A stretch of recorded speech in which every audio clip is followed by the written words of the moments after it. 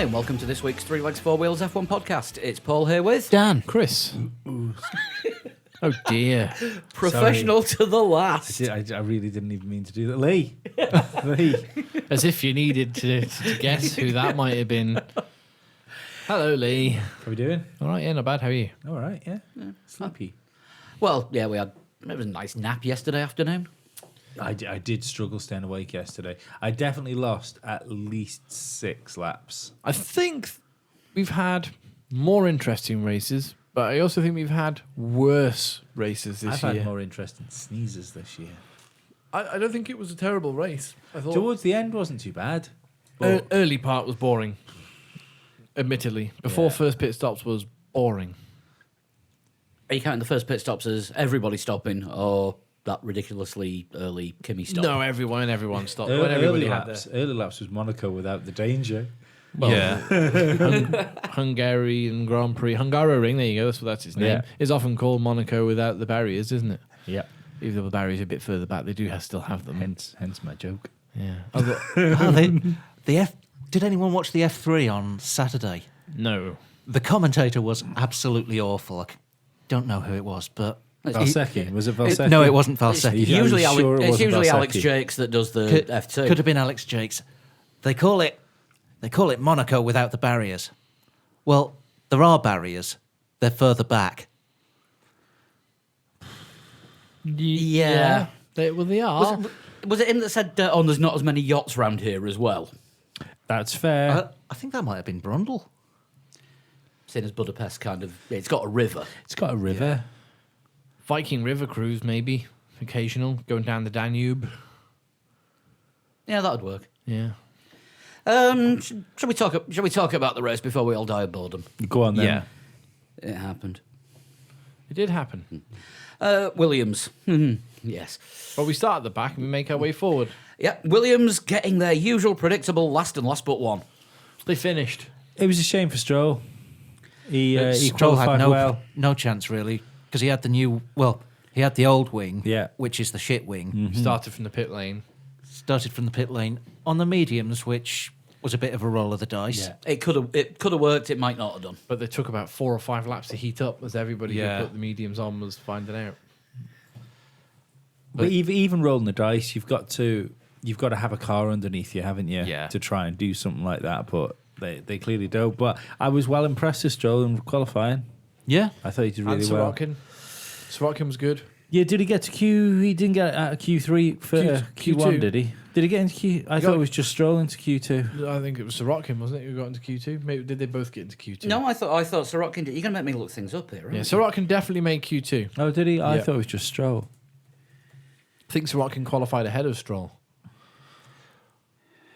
Just Was Stroll doing okay until he lost his front wing? Maybe. Yeah, impossible. Sorokin qualified last. Stroll got into Q2. Yeah.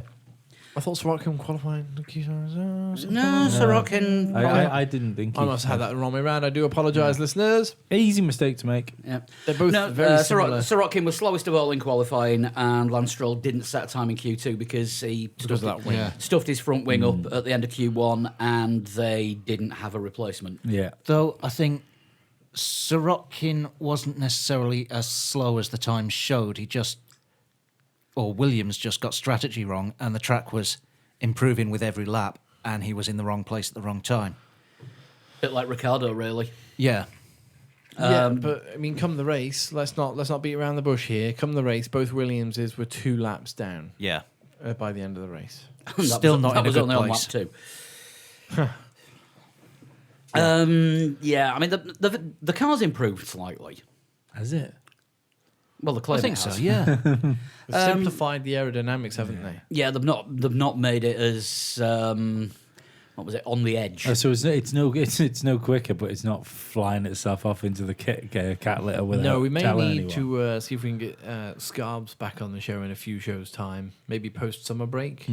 Yeah, I think so. Just to explain any upgrades and talk us through what has gone wrong with Williams. Yeah. that could be an entire show in itself.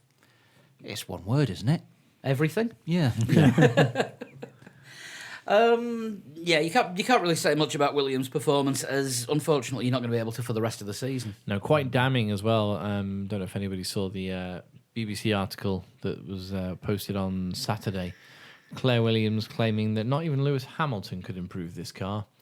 So that was whilst being questioned about the driver lineup. Yeah, because he's not an aerodynamicist. To be honest, if you had a car that needed improving, you had a choice of, I don't know, say Lewis Hamilton or Adrian Newey. I know which one I'd go for. Yeah. But at least they managed to get that horrible... Someone's buzzing. At least they managed to get that horrible mistake with the... with the uniforms on the pit wall sorted out. At least they got the important stuff out of the way. Yes. Hey, those deck chairs on the Titanic, they all needed rearranging, you know. We'll talk about Sauber instead then. Ericsson, another gamble. Early stop onto mediums. I think he'd had some contact, hadn't he? He crashed into Danny Ricciardo on lap 1. Yes. He was so late on the brakes going into turn 1. Like, he nearly passed the Maldonado'd at lap 1, turn 1. Yeah. He took all the paint off the side of Danny Rick's front left tyre and sort of bunny hopped his way into whatever position it was that he was in. But yeah, he had to stop very early for tyres and try and go to the end of the race, which didn't really work for him. Yeah, another Ruth Buscombe shit or bus strategy move, and unfortunately this one didn't work. I think he just won stop, didn't he? I think so. I think he did everything. Unless he stopped twice for mediums, which would be odd. That would be very strange.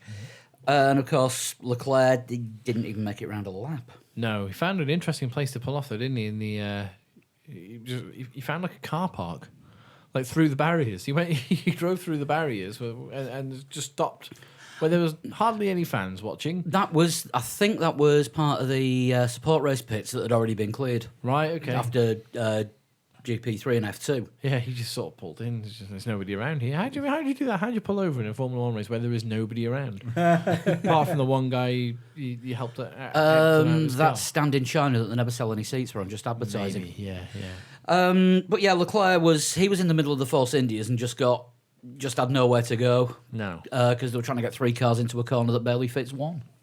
Little bit of damage, and that was it. Charles was unfortunately out of the race, despite the fact he had some really impressive race performances at points this season. He hasn't come to fruition in the last couple of Grand Prix for him. Yeah, it's just been 2 races where things have not played out, and it's still good to see the fact that Sauber are not a joke.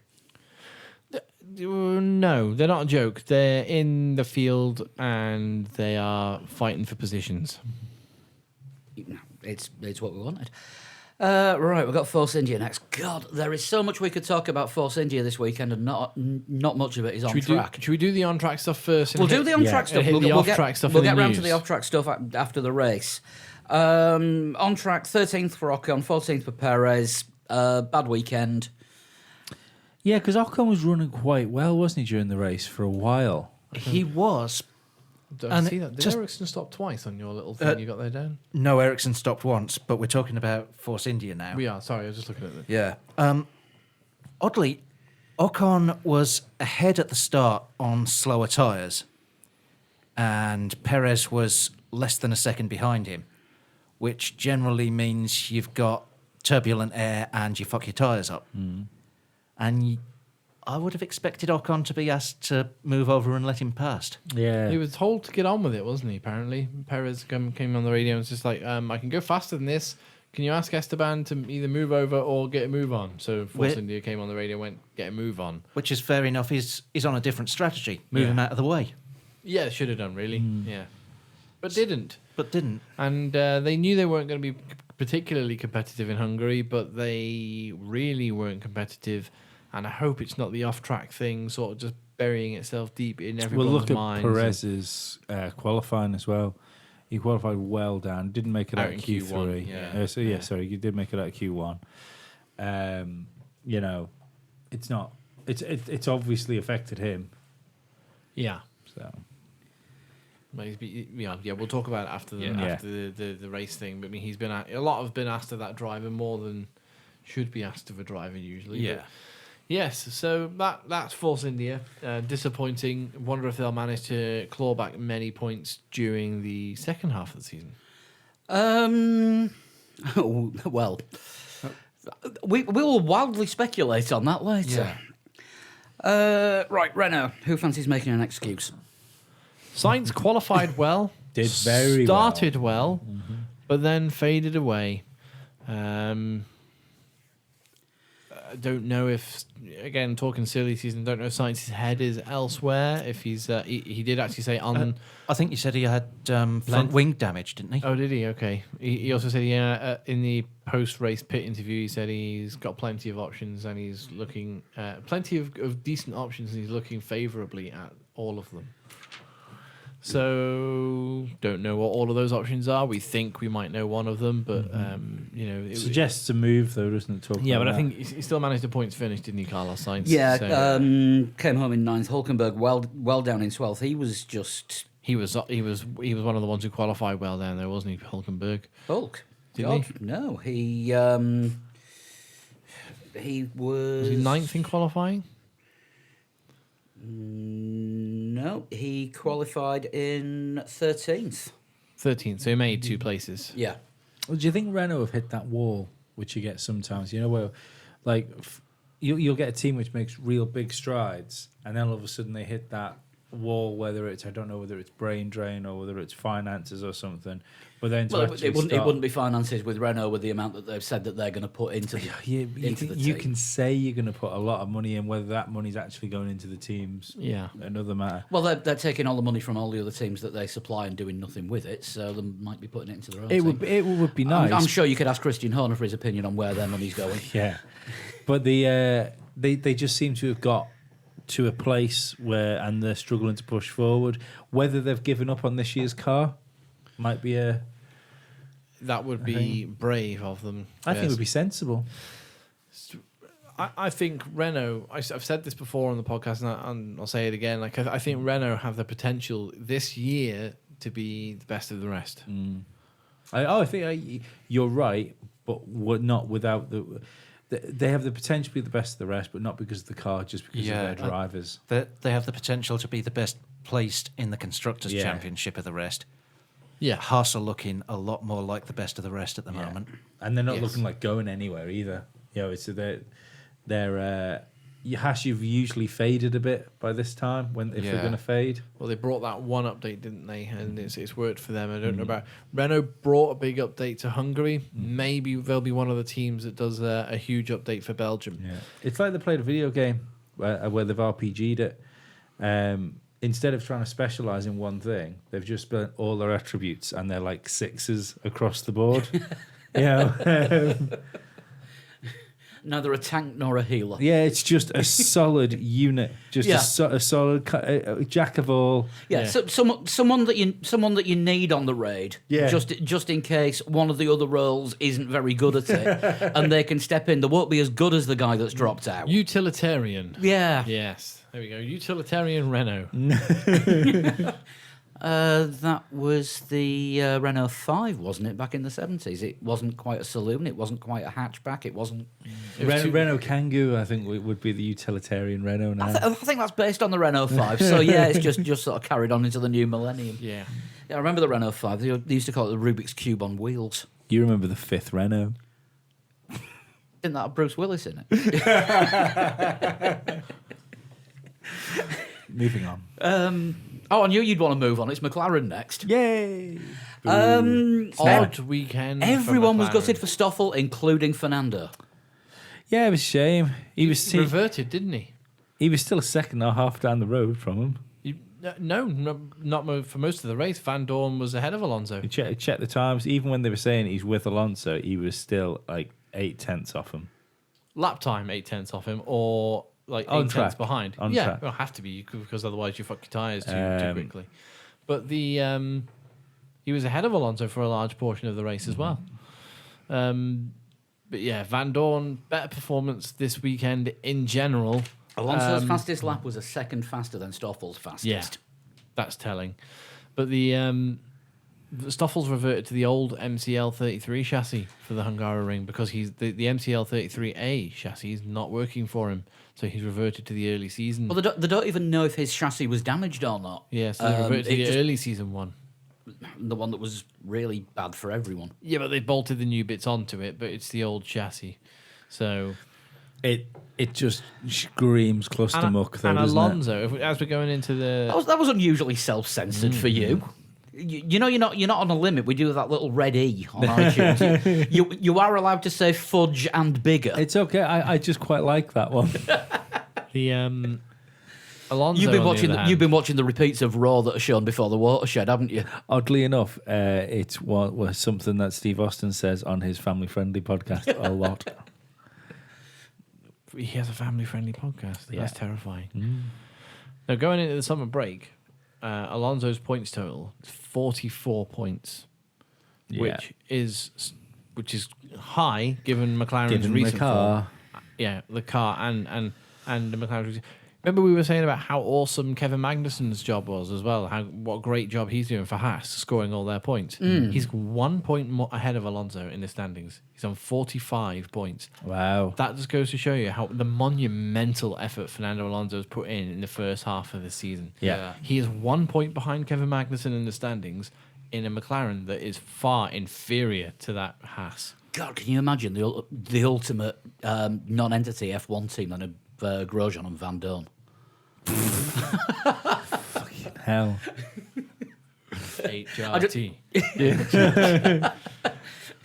Not hormone replacement therapy, by the way. Hispania Racing Team. Bloody need it after seeing them drive. But yeah, decent result for Fernando, but he always does well in Hungary. Well, we did say that if McLaren didn't do well in Hungary, that it was a real shit show. I certainly remember saying if Red Bull didn't do well in Hungary, it was a real shit show. We mentioned McLaren as well because it's supposed to be the chassis circuit. Because it's us.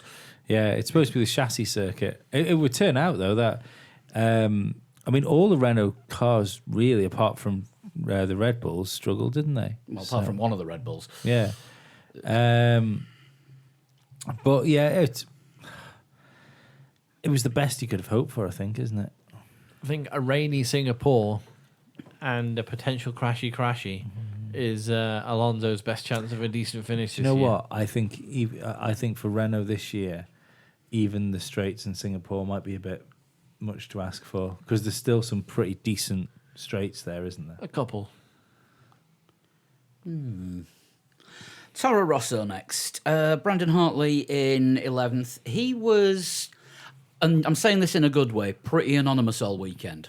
He was. And that's good for him because nothing went wrong. Nothing went spectacularly right. It was a weekend where Toro Rosso were on form, and rather than just have Gasly as the one driver on form, Hartley was not on the same level as Gasly, but he was up there as well. Yeah, I think that's the issue though, is the fact that even on his best day, he wasn't on Gasly's level. No, I mean that's Gasly slightly more experienced in single-seater racing in recent years, but Because you've never seen Pierre Gasly say in an interview, my experience in endurance racing helped me to whatever. yeah, whereas Hartley's probably gearing up for my return to endurance racing, but Where my experience in Formula One racing has helped me. but we were talking So when he joins the Toyota team later on in the season as Fernando's teammate, Hartley, De Resta, and Fernando all in the same car. Yeah, I don't know. We were talking pre-podcast about decent results before drivers are binned off. Palmer in Singapore getting a points finish, 6th place, wasn't it? I think for Palmer Yeah. at Singapore last year. His last race for Renault. Kvyat scored points in his last outing for Toro Rosso. Wonder if that was Hartley's last. Not that he scored points. Wonder if that was Hartley's last hurrah in a Toro Rosso. Well, Kvyat used to score points and then get fired. It's happened 3 times. Only after Max won a race. Yeah. I don't know. Maybe they'll fire Gasly. That would be a surprise. Bold choice. Yeah. Well, that's You can put money on that if you want, Dan. I'm not going to. that is Gasly's 6th place of the season. Yeah, after, was it Bahrain? Yeah. Yeah. And this just shows how well Toro Rosso and Honda are working well together. Yeah, well, the Honda had decent results as well at the Nürburgring then at the Hungaroring when they were supplying McLaren, and Alonso finished 5th a couple of years ago, or 3 years ago, in the Hungaroring. But that's Honda appear to not be able to turn the wick up all the way. That appears to be their main issue. Was all the way through the McLaren years. And now they're at Toro Rosso. Hungaroring's not really anywhere you need to turn your engine all the way up to maximum power. So, but they coped reasonably well. And as we said just then, Toro Rosso and Honda are working better together. This is a good step forward for both. I think Toro Rosso and Honda. I think and Red Bull. I can really see that. Like next year might be the year that we've been expecting from Honda. I think it all might coincide for Red Bull. Well, I think that's because they have given Honda the opportunity to develop with Toro Rosso. The only in issue a way they that might they have couldn't with McLaren. Adrian Newey might McLaren Honda again, because it only seems to be like Christian Horner can moan about the reliability problems, but it does only seem to be Red Bull which are getting the majority of these problems. I don't believe for 1 second that Renault are giving Red Bull inferior engines to McLaren or even to themselves, not after all the shit last year. So that only suggests to me... With all the second-hand parts in the Toro Rossos. But that only suggests to me... Why did Van Dorn retire? Gearbox. Yeah. But it only suggests to me... Which is made by McLaren. Yeah. But it Going only, in the back of the Williams I'm next going to year. get this out. Yeah. It only suggests to me that... And the story as well. Red Bull are breaking the engines because of packaging. Possibly. Or Newey's- running them too hot. But Newey has been like a bastard for years by like, look, your shit should work with my car. My car will not work with your shit. Maybe sort of Honda thing. will kind of distract him a little bit by bringing him to the factory and showing him just how technically advanced their pencils are. And he'll be that chuffed with them that by the time the engine comes in, it's like, all right, I better design the car around the engine. I think he's... don't get me wrong, I don't mean this as a nasty thing, 'cause he seems like a perfectly nice man. And it's only because of the accolades he's had in his past. I think he's far too arrogant because he knows what he can do to be swayed by somebody else. Yeah. But the whole, just thinking about it as well, there's the whole saga with James Key sort of switching Toro Rosso to McLaren, or maybe, possibly, might be. We have some wild speculation coming up on that. Yeah, but We speculated massively before we started recording. I want to get this down recorded just in case we're right. Yeah. and It doesn't happen often. I think that it's positive. It's more of a positive move, given that James Key has worked with Renault for a number of years and understands how they work. So in order to have a good relationship with the engine supplier, James Key almost has that, and he also brings with him knowledge of what Toro Rosso were doing with Honda, which McLaren might have been doing different. Differently. They might be doing differently to McLaren. So it's a real strong acquisition for McLaren if they can pull that off, and a big loss for Toro Rosso. Yeah, I just wouldn't like to be James Key at the moment because he'll got the letter offering him jobs. Like, your first morning, you need to be at the McLaren Technology Centre 9 o'clock on the Monday, and you will report to delete where applicable. Yeah, it's like, I'm here. Oh, yes, somebody hired you, but they've gone and their 3 replacements have also been...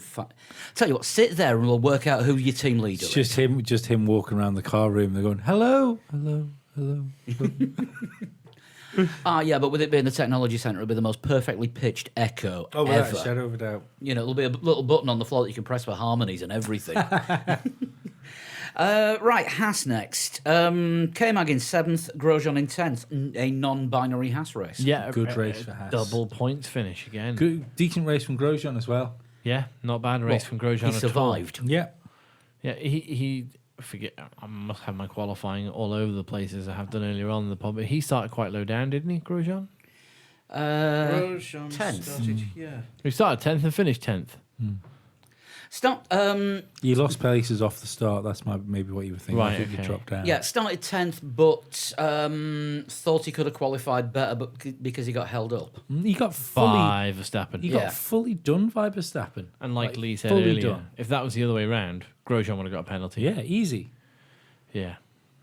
It was a bit naughty by Max. Well, not necessarily naughty by Max, but I mean the team should have let Max know, don't back off too hard. Roman's on a hot lap behind you. He was just looking after himself, wasn't he? You know, Yeah. that's what racing drivers do. I mean, he probably didn't get a penalty because traffic can be a thing in Hungary. Yeah. So it's probably more a case of they're a bit more lenient. Yeah, don't forget, it was in the wet as well, so you couldn't actually See the people. because you've got this big cloud of spray As behind Flood you. says there, though, the team should have been all I was over going to say that. that it's a team failing, is that, because they've got these big screens with the driver trackers Yeah. on the wall in front of them, and they should be able to tell someone when somebody's coming up on them, Yeah, that's why I can't swear, because Grosjean used all my swear words up.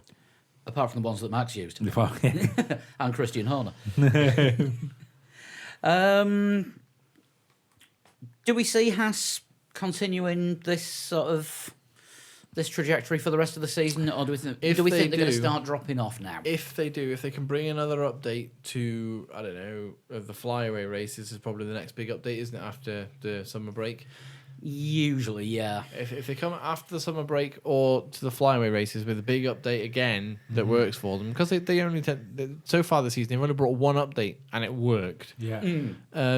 If they do that again, massive thumbs up for Haas, because they're probably on course then to finish, as we were just talking. Yeah, about it was before. the update that they brought was a proximity detector for Grosjean that could tell him when Ericsson was near him. Parking sensor, that's what he needs. Yeah. I think to some extent it's going to depend on other people, of course, and what other teams bring. And they might benefit from Sauber probably not having a huge amount to bring. yeah. Force India almost certainly having nothing. Yeah. Well, Sauber have more or less said it's next year's car all the way from here. Williams are struggling to deliver This year's anything. car. Yeah. So I don't think Toro Rosso have got much in the pipeline. No.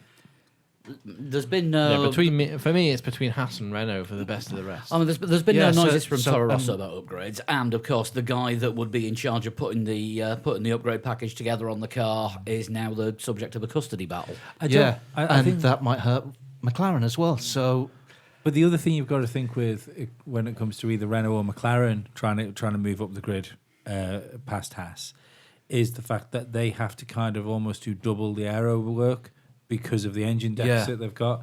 You know, the Haas has got a really good lump in the back of it, which is going to do them well through the rest of the season because we've got quite a lot of engine limited circuits. yeah, Yeah.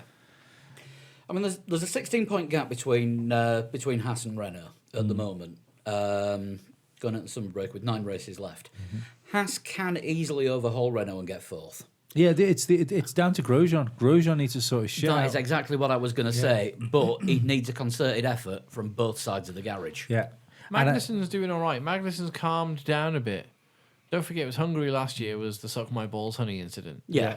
Magnussen's less. If he's going to lose a place, he lets it go, which is kind of. He knows he's going to lose the place. There's no point in fighting for a place that you're not going to be able to fight for later on in the race.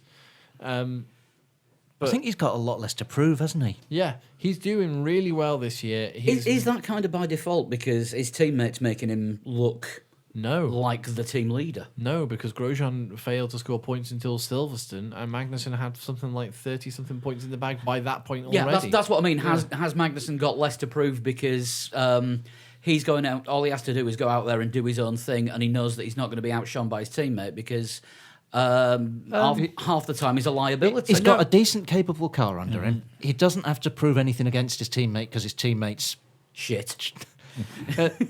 not flattering himself. So, yeah, I think that's helped Magnussen a lot. Yeah, and it seems to have sort of cleared a lot up in his own head, and that's why he's calmer, and then that's reflected in the performances that he's putting in. Seems reasonable.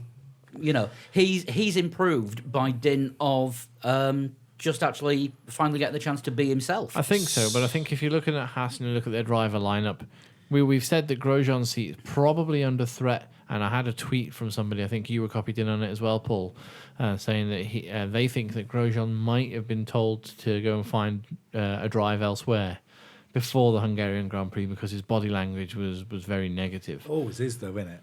I don't know, but yeah, I mean, I tried to look out for Grosjean's, team radios, race crap. I didn't see anything other than the radio message. Permanently complains. Yeah, I didn't see anything other than the radio message that when Max clearly blocked him. Yeah, that said to me that Grosjean was in a bad place at all. His race was pretty good.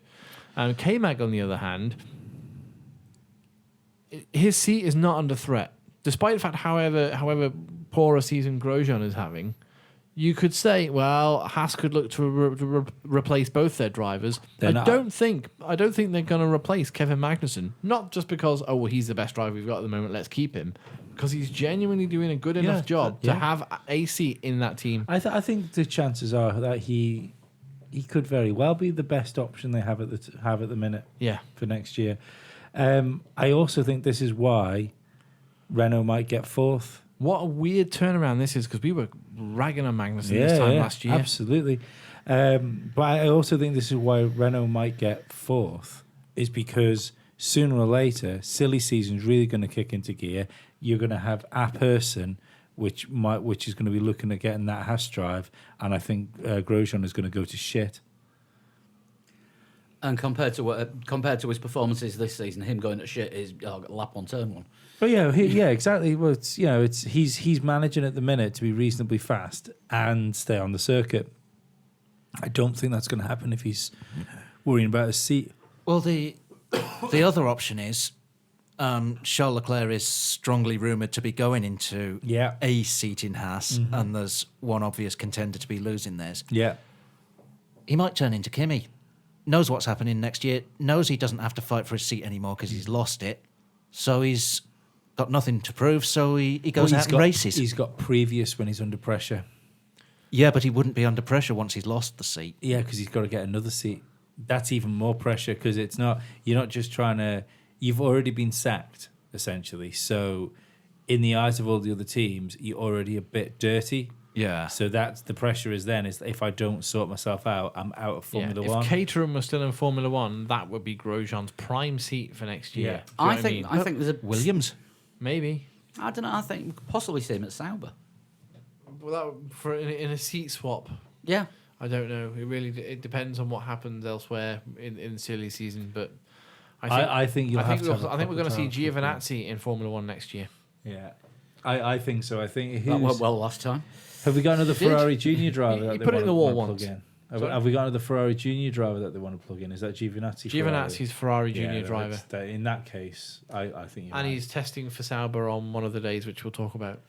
Well, he had two races last year, didn't he? The first one was impressive. The second one wasn't. The first one was impressive, given that he was told on, was it the Sunday morning that he was driving, or Saturday morning? Saturday morning. Saturday morning, with an hour before qualifying, you're doing this race weekend. Pascal's not ready. When Wehrlein really hurt himself. I always will remember that weekend vividly because the news broke that Wehrlein was out and Giovinazzi was in at the same point that my dishwasher broke down and flooded the kitchen. Piss it. So both me and Sean are trying to mop up the kitchen and write articles for the site on Sauber all at the same time. So is your dishwasher Pascal Wehrlein? Our dishwasher got replaced the following morning. Whereas Pascal Wehrlein returned to the team. Some months later, after being actually, no, we got a new dishwasher the following morning, which then broke down 3 months later, and we had to get a replacement. So your dishwasher's a Danny Kvyat? Yeah. Our old dishwasher is now the reserve one at Ferrari. Well, I was going to say something then. I'm lost with all the dishwasher talk. So just quickly, because of the Grosjean thing and people that might be losing their seats this year, I think people like Grosjean, Ericsson as well, what they have, which is quite unfortunate for these guys, is I can't remember a GP2 championship which was so stacked with talent. You've always got Yeah. like 2 or 3 drivers. Yeah. There's like 6 or 7 drivers I which was look about like to they say, could well, go to Formula One. I was about to say, we'll get onto that in a bit because our friendly neighbourhood guest 5, according to his Twitter bio, sent us a tweet saying, if you haven't recorded already, how about this question for the podcast? How many F2 drivers look good enough to eventually move to Formula One? And I think we need to go through that later. Yeah, that's a good idea. Because there is a number. In the meantime, Red Bull. Yeah. Fuck. That is possible. The whole race. Yeah. Yeah, it's possibly the sweariest weekend for Red Bull since the last one. Big dick energy. Yeah, and that was only on the grid. Was that a joke at Force India with the rich energy thing, or was that just No, somebody was holding a sign up to Danny Rick in the car saying "Remember BDE," Oh. which is a setting on the car, and he went "Big Dick Energy." got it? Big dick energy. Monumental recovery drive. Brilliant recovery drive, given that it was Hungaroring as well, and we've seen some pretty special recovery drives this year. Hamilton has provided us with at least one decent recovery drive. Silverstone. Hockenheim. Yeah, one earlier on in the season, I want to say as well that he absolutely caned it through the pack and got quite high up.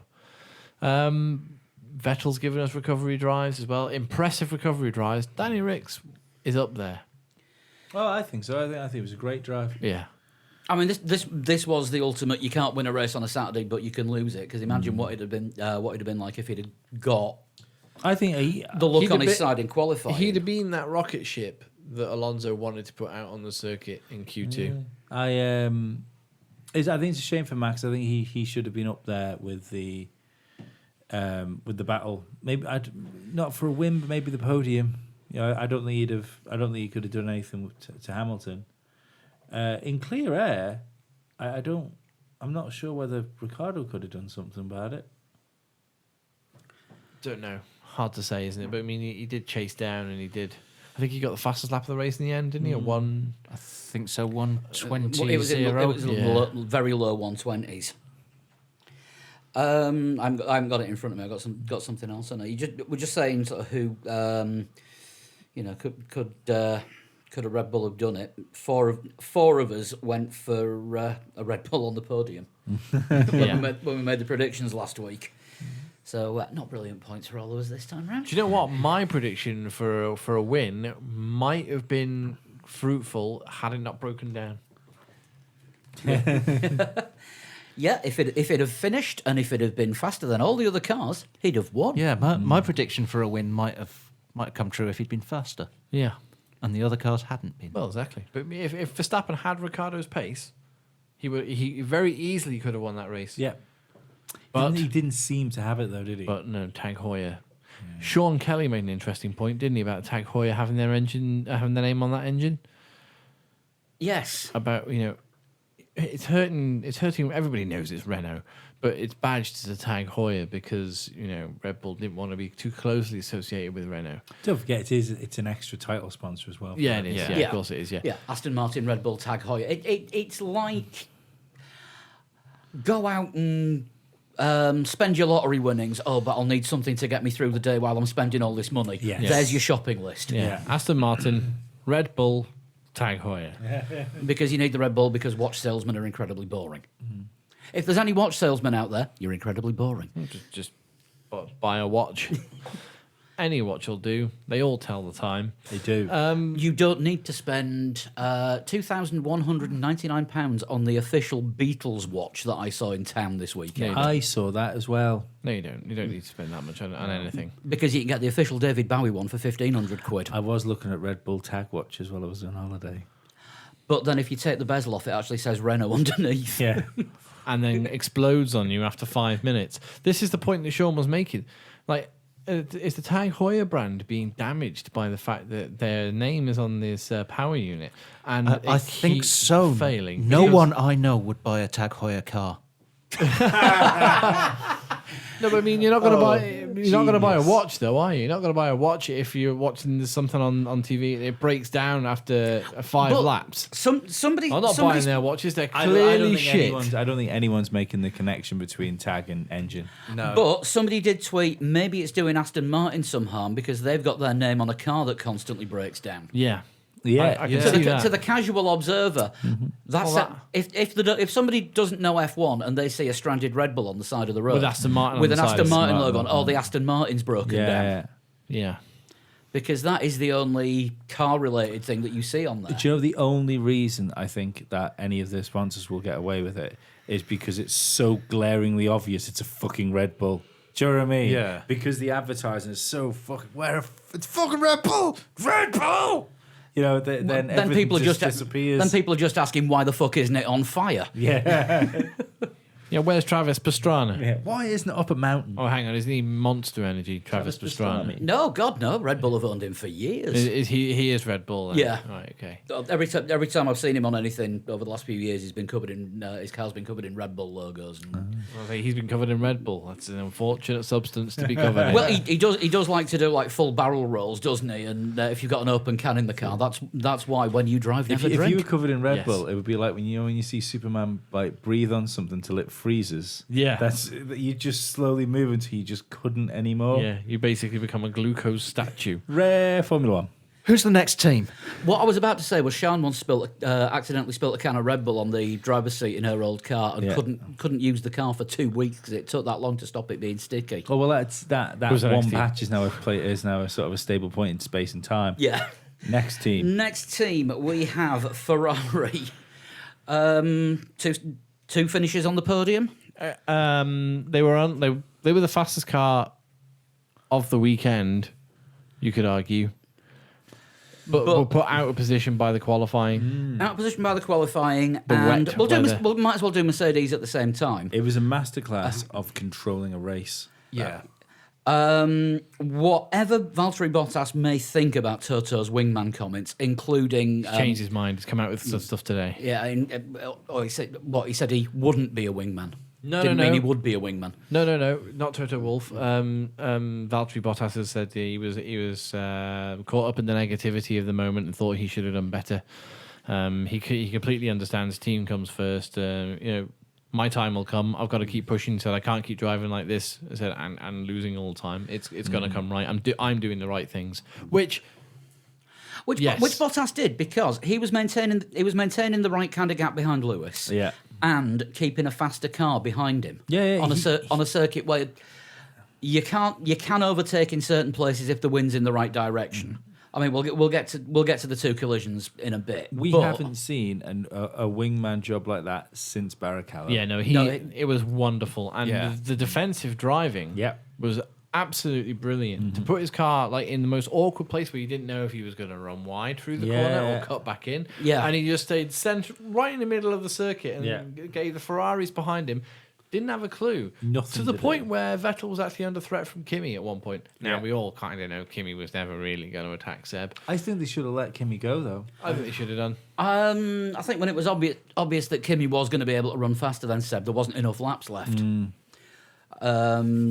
But no, But what they should have done was if they could have got Kimi in front of Bottas, Back to Bottas. Into Seb. back Bottas into the Seb, and then done the switcheroo if they wanted.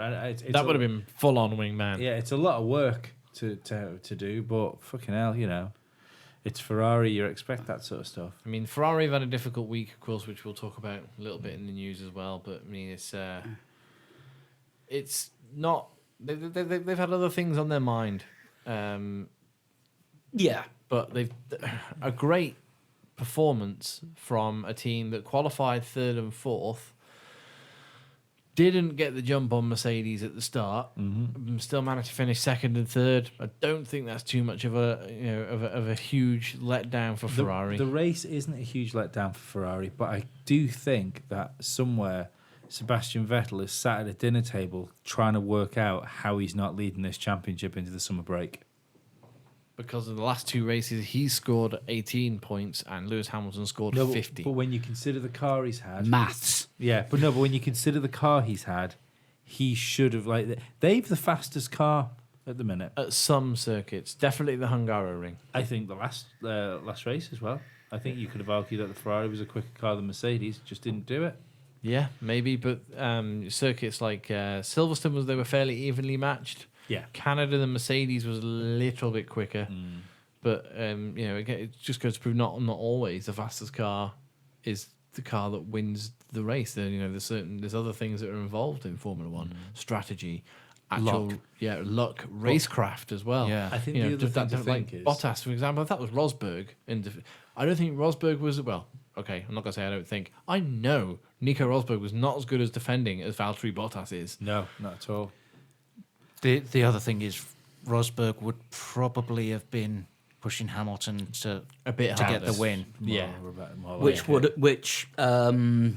way that things are running this season would have compromised both the races. Yeah, Rosberg Because- wouldn't have been a wingman. No. Yeah, because I mean, we saw what the heat and the track did to those tyres, and if Rosberg had been there, he'd have been pushing Hamilton for any length of time. Then that would have shagged it up for both of them because there would have been two undrivable Mercedes out front rather than just one by the end of it. Yeah. Yeah. And you'd have seen multiple overtakes and a pair of silver arrows pointing in the wrong direction, going backwards down the field. I did find it weird, like why his tyres went so bad so quickly. Because he was still running in clear air. Yeah, I mean, the gap sort of went from 3 to 12 seconds. Yeah. And the only thing I can think is the lapped cars weren't moving out of the way quick enough, and he was getting dirty air and very quickly ruined tyres from lapping people. Bottas, are you talking Yeah. about? Yeah, because his rears were he- shot by the end. Yeah, he pitted for fresh tyres fairly early. Lap Oh, did he? 15. Yeah, lap 15 when Kimi came in. Yeah. Kimi came in for a second stop later on in the race. Oh, Valtteri Bottas didn't. But Bottas didn't. Got you. So yeah, that did kill him. But that must have been the 6 laps I missed. Quite possibly, yeah. Took you that long to get served. Right, so we've got to talk about the two Bottas collisions. First one with Vettel. Bump Tass. Not bad. That'll do. That'll do. Yeah. First one with Vettel. Racing incident or otherwise?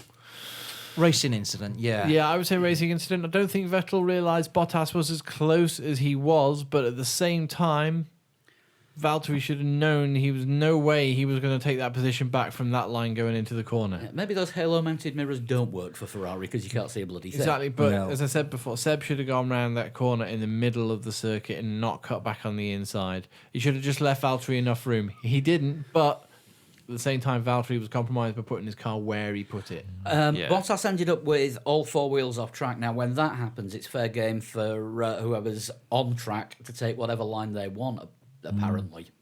Yeah. So I think he didn't hit him on purpose, but he didn't go out of his way not to hit him. that's very diplomatic. No, I think it was just because I say this all the time. I think Seb steered into Valtteri. I think he had the corner. He was well ahead.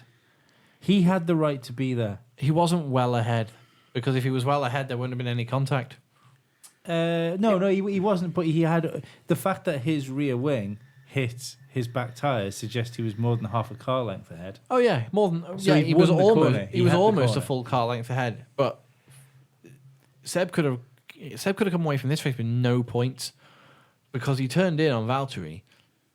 At the if you watch the replay, the very last second when Bottas realizes there's going to be a collision, Yeah. he mounts the curb on the inside to try and avoid it. But it's too late. When he's on the curb, that's when the collision. I don't happens. think I don't think he mounted the curb trying to avoid the crash. I think he was just put off. He was out of position because of where Seb had made him put his car, and he was essentially out of control at that point. But Seb had the corner, as you said before, and should have just gone around the corner in the middle of the circuit. There was no way There's no way Valtteri was gonna take the position back on the inside line of that No, but corner. I think Valtteri should have backed out of it. I think he should have. Seb had essentially had the move done. He was over half a car length ahead. I think maybe. But he couldn't have backed out too much because Kimi wasn't all that far behind at that point.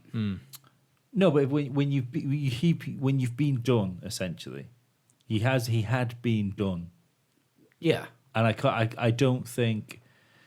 See, it's so weird because I don't think Bottas did it through like bad driving. So this seems a strange thing to say.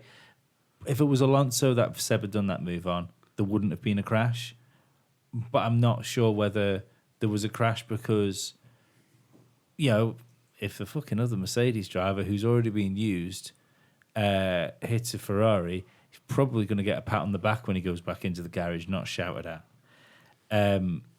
So I think that might be the big factor in it. I just think as well with Sebastian's experience, he should have had that presence of mind to just realise that He's on worn tyres. yeah, He might not be able Also- to steer the way he wants. give it 2 corners. I'll take the middle line all the way through this corner. I'll give it the middle line, and if he comes back at me, I know he's not going to be able to pass me because his tyres are fucked. But don't forget as well, his tyres were only just going off at that point. In hindsight, we can go now and realise that his tyres turned into a complete shit show. He's on the radio a few laps before that, though, wasn't he? Saying my tyres are going, rears are burning. And I think they'd relayed that to Vettel. Yeah, they did. But what I mean is, we didn't know how dramatically he was No. going to go off. So Vettel was he took the opportunity to overtake him when the opportunity was there. The other thing to remember is the fact that it was only a few races ago, Mercedes were accusing Ferrari of having Kimi Raikkonen crash into somebody. Yeah. So that mentality is still there, regardless of what PR thing has been put out in front of people. Yeah. That thought is still within the team, and I it's a PlayStation move, isn't it? If you accidentally take somebody out, it's not what you expect from racing, but No, but I mean, we'd be talking a whole different conversation if there was a puncture and Seb scored no points. exactly. And I mean, that can you imagine Or the like he finished 8th and scored the 4 cuddle instead of he'd have finishing got. second. Yeah. the cuddly he'd have got when he got back to the pits if he'd stopped Seb taking. See, that's the other thing. It's the fact that he only clipped his tire. It's not like he went straight into the back of him or something like that. No, it wasn't like I'm crashing into you. But it was good enough to. I'm gonna if I clip you and give you a puncture, I can probably carry on. It was Rosberg Hamilton at Spa. I don't think Valtteri's as guilty as you're making him out to sound. I see what I mean. I don't believe he went into that corner with the intention to hit Vettel. No, But I think when the opportunity arose, he did not hit him. I think he tried to move out of the way. You can see on the replay tries to steer away from the Ferrari, who's closing the door, and there's no need for Seb to close the door on him. Well, he's going to be turning that way because he's going around the corner, and he's so tight that he has to be in full lock. But it's not the turning that's the issue.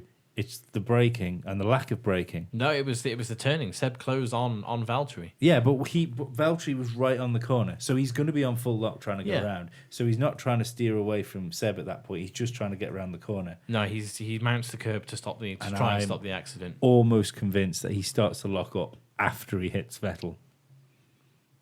That might be the case. And it's only a little lock up as well. It was nothing crazy. It was just like a little puff of smoke, almost like a gesture of a lock up. And the second accident, though, Second accident was a bit weirder, and I think Bottas could have I think and should have avoided it. he should have let it go. I I think also he ran think- out of car. He ran out of car yeah. there. I also think Ricciardo really oughtn't to have put his car where he did, because but Bottas had no downforce, he had no tyres. Yeah. That takes you towards the outside of a corner. Especially Yeah. when you lock up one wheel on the Yeah. inside. I mean, yeah, okay, Bottas was braking, he was turning. The wheel wasn't turning, under rotation, I believe they call it. And that made him go straight on with Danny Rick sort of coming round the outside of... And they hit each other. Or rather, Bottas hit Ricciardo. Ricciardo didn't really have much choice in the matter. But great that Ricciardo had the presence of mind to let go of his steering wheel and then so that his car went straight and then sort of grab it again so that he didn't spin round. They didn't have a big on-track accident that would have brought out a red flag or a safety car or something. But he knew he was going to have another crack at Bottas, but I think even without Mercedes' intervention, Ricciardo would have gotten Bottas. Yeah. As we say, Bottas ran out of grip. He ran out of downforce. It think looked it was. to me like he didn't put as much steering into that corner as he could have done. I think it's because his front wheel was locked up, so he wouldn't turn any further because his inside wheel was locked. Right. But it was silly of Bottas to try and defend it. I think. Silly of Bottas to try and defend it, and a bit silly of Ricardo to go for it. Yeah, if Bottas wanted to defend it, he should have stayed on the racing line and made Ricardo go the slightly more difficult way around, rather than Bottas like, I'm defending the inside, and knowing full well that he could slide to the outside. I think the other thing to think as well is the fact he's probably still flustered from the fact that he just rammed into the back of Vettel. and lost Yeah. 2 places. Yeah. Yeah. And realistic. And lost his front wing. Given where his more or car, less. is his whole race is unraveling, where it looked like it was a Mercedes 1-2 a couple of few laps ago. Yeah, and would have been like one of the defensive drives of the decade. Yeah, Yeah, but felt a bit sorry for him, but at the same time, he was unlucky, but he also did get some things wrong. do you think this is going to be like? I know he has upped his game, and he deserves his like next season in Mercedes. But do you think this is going to be the defining year for Bottas? That makes him that number 2 driver. I think that everybody looks at as a number 2 driver. I think it could well be that the wingman comment. Yeah. Toto saying that he was a great wingman, and Bottas saying that hurts. Yeah. I think that is where his head's at, and He thinks he needs a race win, doesn't he? He needs Lewis Hamilton to retire. That's Well, no, I agree with Chris. He needs a race win in a straight race against Hamilton, not in a weekend where Hamilton's off form. no. Like he needs Lewis to be second. Yeah. Yeah. And At the moment, I can't see that happening until Lewis confirms winning the championship. No. Because Yeah. don't forget, he never wins after that. Yeah. Well, it's just the fact that it would be ridiculous now for Mercedes not to pull a team order trick on Bottas, because he's not going to win the world championship. He's mathematically he still can. mathematically still can. Realistically, Mathematically, everyone still can. yeah, but realistically, 2 people can win the world championship. Because Yeah. what was it? If Lewis Hamilton finishes on the podium in Belgium, then Sergei Sorokin can't be world champion this year. Right. Well, at least come Belgium, we might be able to sort out that enigma. But it's those cars are so tight at the minute. It does keep ebbing and flowing between Ferrari and Mercedes. Yeah. To give away like a couple of points here and there just to keep somebody happy could be the difference between a world championship and not. Yeah, you remember last year at Hungary when Hamilton let Bottas through for 3rd place after Hamilton couldn't get closer to the top 2. Then Yeah. this year can't do that. I think I said it many years ago with the Alonso and Massa incident that if Ferrari had lost the world championship that year by that amount of points, everybody would have turned around and said, why did they let Massa win that race? Yeah. Plus, I just like seeing people upset, so it's dead funny. Well, I think what the teams need to do is, if they give team orders and someone looks like they're going to win the race, Yeah. and they say drop back, we need the other guy to win it, they need to treat the driver who was in first and gave up the place as if they'd won it. Because they won it for the team. Yeah. And all things being equal, they would have been first over Yeah. the line. Not remember the shit when Schumacher pulled. Well, yeah, I don't necessarily mean telling him to stand on top of the podium. And but sticking him in the middle seat in the press conference as well. I'd forgotten he did that until the photos resurfaced last week. I think there would be a good reason for like commentators and stuff, just to stop the negative like publicity from sort of maybe not. I don't want to use the word less knowledgeable fans, so I'll just use the word stupid fans. So You good don't to wanna see use your the diplomacy. You don't want to use the term less knowledgeable fans. You'll just use the term people that comment on ESPN stories. No, not all of them. But stupid people do comment on. Lots It's one of those things. Not everyone who comments on ESPN is No, 'cause stupid. sometimes I do. Yeah, exactly. Not everyone who comments on ESPN is stupid, but everyone who's stupid comments on ESPN. But if there was more sort of pushing the fact that it's Formula One at times when it's looking more certain that one driver can do better than the other is more akin to cycling than it is to like a sprint race, then maybe that's the way that they should be putting it forward. Explain to people it's a team sport. Yeah. Yeah. So And while we're on the subject of cycling, That'd be funny. congratulations to Geraint Thomas. Oh, yeah. And also the British guy that's just won the Tour de France. Oh. And commiserations to the other Geraint Thomas who uses his name as his Twitter handle, who's been completely inundated with tweets. Yeah. And it's not the cyclist. I think he's some kind of web developer. Tweet at Geraint Thomas. No, at Geraint Thomas, just saying at 3 legs 4 wheels sent me here.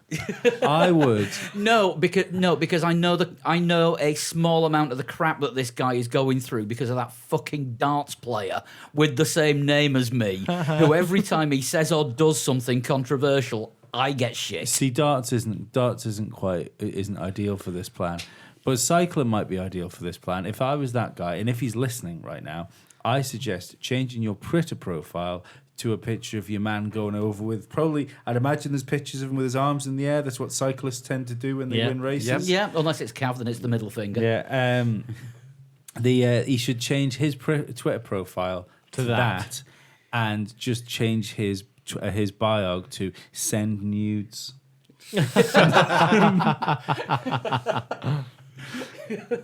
Yeah, but he's going to get plenty of pictures of men in lycra, so he probably Doesn't matter. Hey, it's like swing and a miss. You know, sometimes it's like. No, believe me, a time trial skin suit, they might as well not be wearing anything anyway.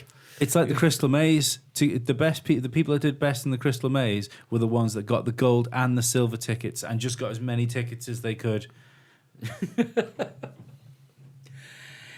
I would say you worry me at times, but I'm running on a 24-hour clock. Right, driver of the day. In the blog room, I think we decided Pierre Gasly in the end, just because qualifying a Toro Rosso in 6th. Well, there was some luck to doing that, but if then it was all luck, he wouldn't have kept it. Yeah. Then keeping a Toro Rosso in 6th. Yeah, he had a good drive. Danny Ricciardo had the race of the day. Yeah, it's hard to not say Daniel Ricciardo, really. I mean, I know he finished 4th. It would have been wonderful if he got on the podium, but there were a Mercedes and 2 Ferraris ahead of him. So you know, it would have been great to see what Danny Ricciardo could have done. Say if he qualified where Gasly did 6th. Yeah, then I said on the blog he's having a great race. What could have been with better luck in qualifying? Yeah. He just lost out to the weather. Heroes and villains. My vote for villain of the day, and it's the same one as we've done in countless races this season. Whoever does the fucking graphics package. That's CGI, you do not need CGI enhancement on a live sporting event. Can we stop with the Heineken stars, please? Can we stop with the push now? Yes, Seb, push now. Kimmy, push now. I'm just gonna one word. Lewis, hammer time. 2 words. Fucking shit. Yeah. Stop it. What they should do is it should be like a fan boost thing where people vote for what they want on the boards. And so say if it's Seb, push now. He's never really got over that WWE pay-per-view where you could actually vote for who were in the matches, have you? No, Oh, I that never was voted great. for that What was because it, Cyber Sunday? yeah. No, it was great. Yeah, but Cyber Sunday. it was all predicted. Like obviously, it was predicted. It's fucking wrestling, but it was all done. The votes meant nothing. That's why they had to stop doing it because it was fucking fraud. I mean, there was that time that David Bowie toured in about 94, 95, where he said he was retiring a lot of his old set list. And he opened up a public vote for what people wanted to hear for the last time in his live gigs. And the NME started a campaign, and something like 76% of people voted for him to do the Laughing Gnome. Nice. What were we talking about? David Formula One. Yeah. No, the graphics package with those fucking awful boards that are just there so that CGI can be put on for the TV. Yeah. Sorry. Bin them off. This is one thing I really, really dislike. Yeah. Oh, sorry, that was it. When it says Seb push now, what you should get is Kers. So you vote, and whoever's on the board gets Kers. Actually, fan-controlled Kers. Yeah. So it's like Twitch plays Formula One. 70,000 people are pressing a button for Charles Leclerc. And suddenly he's got 100 kilowatts more when he doesn't expect it. Going through the lows. Why has he just done 500 miles an hour through Eau Rouge on 70% throttle? It's now O'Brown. Talking of Eau Rouge, completely sort of throwing off Formula One again, but Pietro Fittipaldi was racing again in IndyCar this weekend after breaking both his legs in the crash at Eau Rouge in the 6 hours of Spa, so it was good to see him making a comeback. Awesome. He's only young, and isn't he, Pietro? He can't even walk unaided yet, 'cause he turned up at the paddock on one of those kneeling scooters where he was pushing with one foot and the other leg was knelt down on it. Right, okay. And he actually managed to compete in the IndyCar this weekend, so Good lad. chapeau. Awesome. Chapeau indeed. My villain of the race is 2018 Aero. My villain. After watching the GP2, because those cars could follow so quickly, so close, around a circuit where you probably shouldn't be able to. My villain of the race is Saturday qualifying. Why? It's good fun. Because it should have jumbled up the grid to give us an interesting race. And didn't. And it didn't. Yeah, you're probably right. Dan, you got a villain? I'm with you on the graphics. It's low hanging. They're evil and they're wrong. It's just wrong. Yeah, they are. Yeah. No words. Anything particularly heroic standing out? Daniel Gasly, Ricciardo. Ricciardo. Yeah, Gasly, Ricardo. Well, I'll tell you what, I'm going to go for Ricciardo as hero and Gasly's my driver of the day, and they both get the vote because they both did equally well. About very fair of you. Yeah. Nothing particularly heroic, really, was there? Nah. If the Ericsson gamble had worked with the early stop and the medium tyres, then it would have been Ruth Buscombe. But I reserve the right to say that at every race where she goes for some bizarre strategy, and sometimes it pays off. I'm not sure how much that was a gamble and how much it was the only thing they could do. Other tyres were available. Sorry. Yeah. Hero of the race was Kimmy's son walking around the paddock with an ice lolly. Yeah, yes. Actually, Did you see him on the podium? Yes. Spraying his water everywhere. According saw that. according to Agent Q, saw more of Kimmy's son this weekend than I did of my own kids. Well, then you're a rubbish father and you should really go round more. quit right. with the drive-bys. Just stop the car, doesn't- listen, knock mate. on the door. It's not easy. Derek's a knobhead. Nobody wants him there, but he's there, and you've just got to get on with it. I won't edit that out. Right, predictions. How did we do? Chris, you went Verstappen, Hamilton, and Vettel. 2 points. 2 points. Dan, Hamilton, Vettel, Verstappen. 6 points. Well, hey. Lee, Hamilton, Vettel, Bottas. Also 6 points. I went for Verstappen, Hamilton, and Bottas. A point. Sean, Verstappen, Vettel, and Hamilton. 4 points. So the league table going into the summer break is probably the tightest it's been since before the Australian Grand Prix. Tight like a tiger. Me, Dan, and Lee are all on 34 points. Sean's on 31, and Chris is on 29. Jesus. I've well turned this around. Yeah, you have. Sean has, who was miles Yeah. behind. Yeah, I think Sean was on 18 points two, three races ago. About 12 points behind the lead. Yeah. So, all to play for with the last 9 races of the season. And now we've no more F1 for 4 weeks. Oh, well, these are only 4 weeks, not 6 like it used to be. Yeah, that's true. And it's not like the winter break. No. No. I mean, just think of those poor IndyCar fans. Although the winter break doesn't even seem to be long anymore, does it? This is Well, what, the season goes into November, Yeah. which is awesome. Yeah. Yeah. what Cyril Abitbol was saying there, wasn't it? It's got to be 16 races. This is not an everyday job. Well, we think he said there's got to be 16 races. That's what he was transcribed as What saying. he actually said was... which Yes. possibly was... I also saw Alan... I want 16 races or milk and 2 sugars, please. I also saw Alan Permain on TV for the first time in about 3 years. He still exists. Yeah, Alan Permain's still at Renault. He was Kimi Räikkönen. It wasn't race engineer, was he? He was. So I think I know what you mean. Technical Was director he, at Renault. He looks like he's had quite bad acne or something. He was wearing a Carlos Sainz cap, which I don't know what Nico I think I Hulkenberg know would have you thought of mean. that. But he's still at Renault and was actually sat on the pit wall. First time I've seen Alan Permain on TV in a long time. Yeah, I noticed him as well because I thought, well, I wonder if they must have had some sort of shuffle around for him to be back there. I think he's been there all along. We just don't No, see we're back him. on the pit wall. Yeah, I mean, maybe, yeah. Silly season with the team staff as well. Should we do some news? yes. Yeah, we can do. Yeah. Obviously, starting off firstly with the sad news about the death of Sergio Marchionne. Yeah, we said last week, of course, he wasn't very well. Yeah. He really wasn't very well. No. No. Complications after his shoulder surgery, and it was the speed that the Fiat Group board moved to put other people in that made everyone think, oh, this is bad. And sadly, it turned out to be as bad as it was. We saw the Ferrari team wearing black armbands this week, and there was a very subtle black stripe on the nose of the car. Yeah, and also a minute silence pre-race as well. Which was a really good touch, I thought. Yeah, I mean, Just Ferrari chucking this only- out there. It's now a thing. Whenever Kimi Räikkönen's going to lose his seat, somebody dies. Just putting that out there, and that's it. Anyway.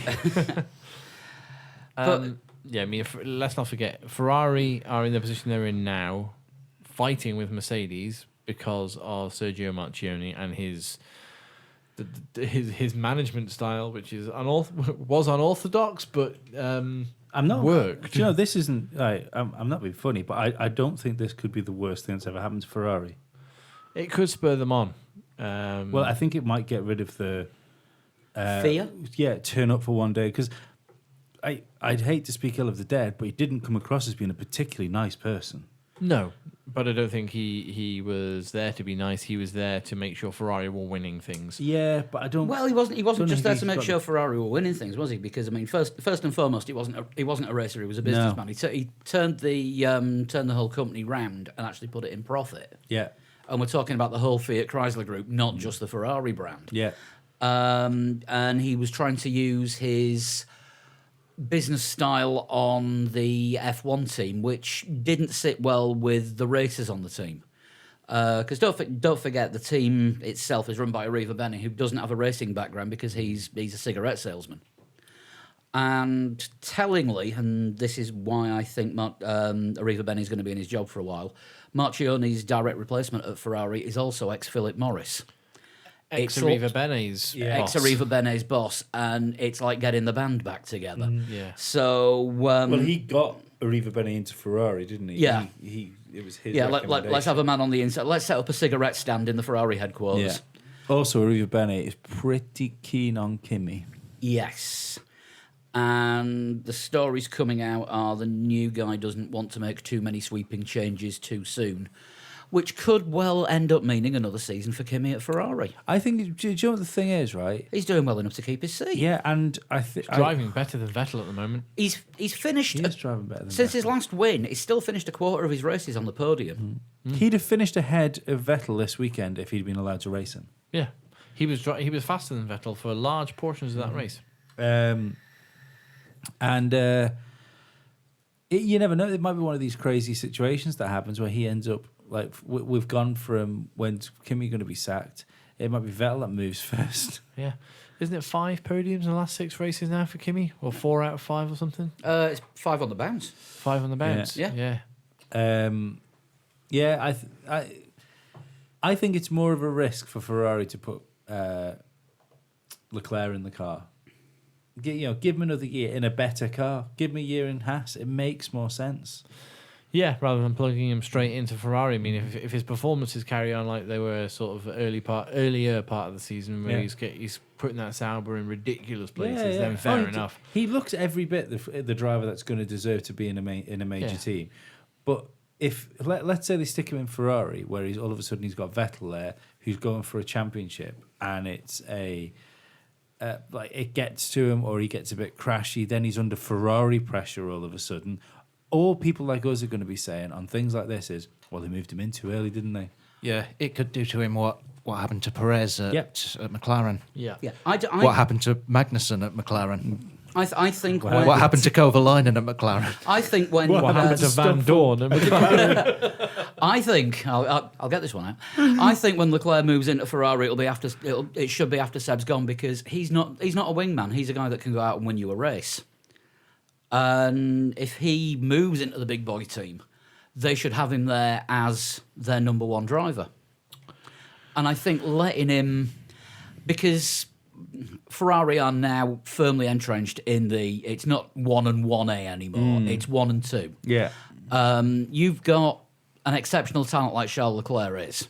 Don't number 2 him. Yeah. Yeah. You need to make sure that he is fighting for the best result that his team will get in the race. He needs to be the first one of those 2 drivers over the line. It'd be interesting how long they've got before they have to do something with him before they lose him. It wouldn't surprise me if he had the kind of contract where they could just put him where they wanted for a long time. I don't think the deal that he's on at the moment is going to be like the Max Verstappen one, where he had to be in Red Bull by a certain point, otherwise he'd leave. I think he's got loyalty to Ferrari. Oh, I mean, completely. If you're in the Ferrari family, it's you've already won at motorsport. Do you know what I mean? Yeah. Whether you make it there or not, there's a reason why Fisichella, for instance, decided not to do another year in Force India, which was a fucking good car at the time, to go and do a couple of races to Ferrari and then essentially just be a suit wearer for them for the rest of the time. Yeah. It's obviously a big thing, and his bank balance, even if he never takes part in another race, he's still loaded. Yeah, it'll reflect where he's been. Yeah, and with Fisichella being Italian as well, it's like Ferrari have got their Italian Formula One driver ambassador. Yeah. Still can't understand the Marc Genet thing. Look at Eddie Irvine. He's probably worth more than some world champions. Yeah. Yeah. But yeah, I think. Certainly to a bar. I don't know. I'd give Kimi a run for his money.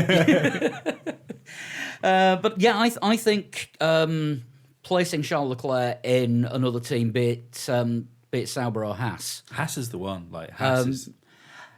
Depending on what happens with Grosjean, move him up next year. But what damage would that do to K-Mag having the new fastest gun in town? Who gives a moved fuck? in front of him? That's then K-Mag's not a Ferrari driver. K-Mag's not a Ferrari driver, and if he gets smashed by his teammate, and then that's just it.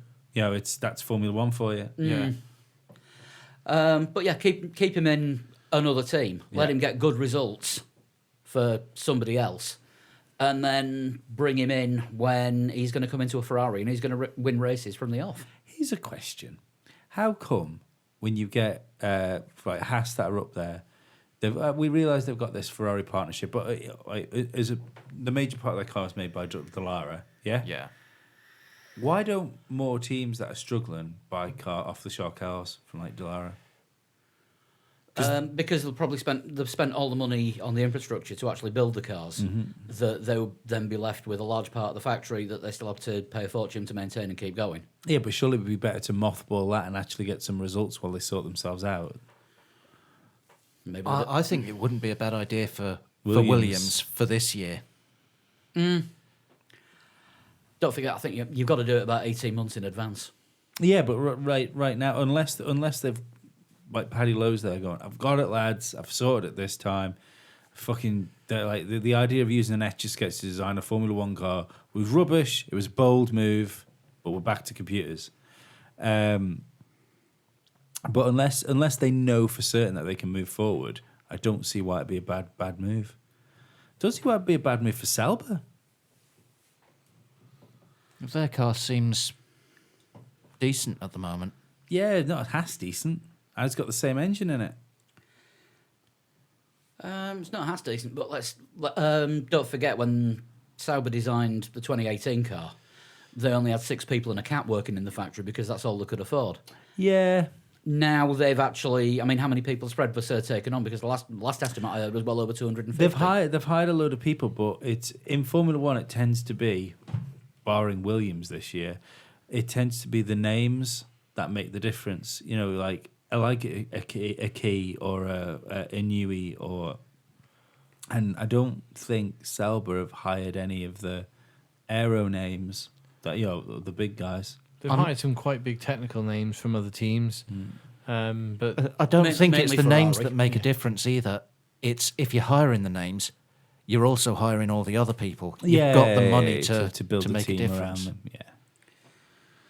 But yeah, I'm with you on buy a chassis, but without reading the full sporting regulations, I don't know if they had to get special dispensation to buy a chassis and not build it themselves. I don't think it's in the rules that you have to build your own car, though, is it? It's because they're coming to the race with their own car. It's just that because rather than it being built in their factory, it's being built in another room somewhere. Yeah, I'm sort of briefly looking through, but I can't find anything. well, they assemble anything it to say all on that. themselves. It's just the chassis turns up and it was just built somewhere else. Yeah. There's And I sort of don't know a how bolt, much the other design bits they to it. do themselves as well. Do they say, "Hey, Delara, here's the design. Can you give us? Can you make that real?" I bet they do like a lot of their own aero work. You know, like a lot of the stuff they stick Yeah. to the top of the car. No, I can't really see, but it. I mean, as much of it is legal comes from Ferrari anyway. I'm not sure. No, it would probably help Force India out, which moves us on nicely to what the hell's going on. So just quickly, it's Oh, happened in the past. No, it's happened in the past, hasn't it? With teams buying last year's car from somebody else and running that. Yes, I think that might have been That's under not- older not rules. That was under was it? old Yeah. rules. I mean, Not allowed to do that the now. Super Aguris were Minardi, Something like that, yeah. or possibly Arrows. Yeah. Oh, that was it. The Super Aguris were Arrows, and they're now the two-seaters. Yes. Yeah. So, anyway. Anyway, Force India. Force India. Right, so the situation is that Force India are currently in administration.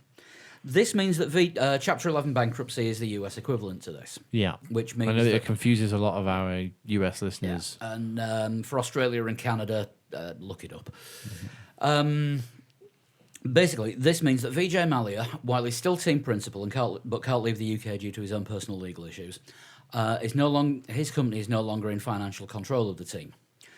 On Wednesday last week, one of their creditors brought a winding up petition against the team, which is Chapter 7 Chapter in the 7 US. in the US. Yeah, which bankruptcy, cease trading. Liquidation, all assets are sold off, company ceases trading as soon as the court ruling is in place. They are not allowed to carry on with their business. Yeah. That would have finished Force India there and then, and we wouldn't have seen them on this weekend at all. This was followed up by an administration petition that was brought by mainly Sergio Perez, with backing from other Mercedes. creditors, namely Mercedes and BWT. Yeah. Who, to complicate the issue, BWT have said that their sponsorship to Force India was in the form of loans, which Force India dispute. However, BWT were part of this administration petition.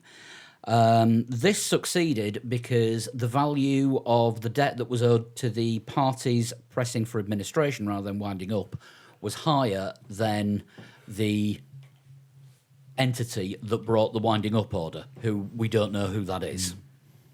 They I've not owe got that Sergio information alone $9 million, don't they?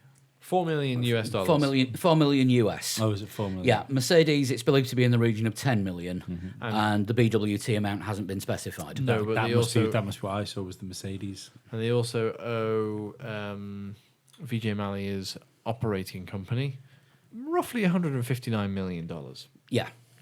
which isn't a small amount of money. But with Vijay Mallya being the controller of the team, he didn't actually bring in any kind of petition against the team to recover any of the monies outstanding. Perez has received a bit of backlash for this as well, hasn't he? From fans mainly saying, "Why have you brought this action against the team?" I think this was based on one company's tweet on Yeah, Twitter. Rich Who- Energy. I Oh, wasn't that even one. going to mention their name. Let's name and Well, shame we're them. not entirely sure if they exist or not because I've only seen their products on sale in one place for a very limited time of 2 weeks during TT. Yeah, exactly. Let's just name and shame them now. It was very, very poor of Rich Energy to tweet what they tweeted. I think so, because it seemed that they were just salty because they were going in for the Exactly. They were going in for the kill, weren't they? They Yeah. were going to take it over. Now, Rich Energy were rumoured to be buying the team earlier on this year, and then those stories completely faded away. Yeah. Rich Energy were apparently being backed by two gentlemen called David Sullivan and David Gold, Who own West Ham? who own United. West Ham United and have a background in Sunday Sport, which is effectively a supermarket tabloid that doesn't print news; it just prints pictures of tits. Mm-hmm. And the Ann Summers chain of women's wear, Yeah. or women's underwear mainly. Tits. Tits. They own West Ham Football Club in the Premier League. Tits? No, just shit. All right, okay. And even West Ham United fans, who, with them being from the East End of London, and we all know how passionate Cockneys are, Tits. yeah, they can't. All the Cockneys can't stand them either. Yeah. To the extent that there's been on-pitch protests during the middle of games to get the ownership out, Wow. not involving tits. No. But anyway, that company. But Rich Energy said that they'd offered a 30 million sponsorship deal to get them out of trouble, and it was rejected. Frankly, who cares? Exactly, yeah. If it was rejected, it was rejected for a reason. What I was going to say just then as well was Perez backlash seems a little bit unfair. I responded to a young lady on Twitter who said it's disgraceful that Sergio Perez has brought about this administration over a measly amount. To which Chris felt compelled to respond. Not sure 4 million is a measly amount. Plus, would you work for free? Because that's what it comes down to. Yeah. And her response was, well, he's worth 30 million. Well, yeah, that doesn't mean that's what he not gets the- paid. Yeah. So, but in that case, That means if he yeah. sold all of his assets and got all the money from his sponsorships, he's probably worth 30 million. Doesn't mean he's got that in the bank. Well, let's work. Let's. And Let's regardless, say- if you're working and not getting paid, Yeah. you want something done about it. Let's And- say I had £300. Yeah. Yeah. And you owed me £40. Yeah, £40 is still a reasonable chunk of to £300. correct.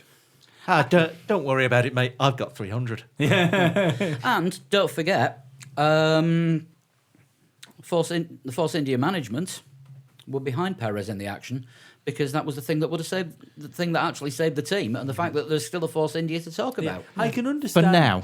I Yeah. can understand why people thought what they thought, because personally, when I saw what was going on, I thought it was well, that's weird. it. That's Perez out of Force India Yeah. next year, and he's decided to go. Well, fuck yous. If you're not keeping me on, I want paid then. Yeah. And also, if that had been it, I think he's quite within his fucking rights to do it. Absolutely. To put it in a bit more, so just think about what you said then about £300. Put it in more real terms. Let's just say whatever currency you work in, you get paid roughly 30,000 a year. Yeah. So 30,000 a year. So but then whoever you're working for suddenly doesn't pay you 4,000 of that. Yeah. Like 2 months' wages. Yeah. You're gonna kick off. Of course you're gonna. Yeah. You got bills to pay, man. Come on. Yeah. You're gonna kick off. It doesn't matter how much you're worth. It's still not working for Yeah. free. Even if you've got 300,000. Exactly. Yeah. And 40,000.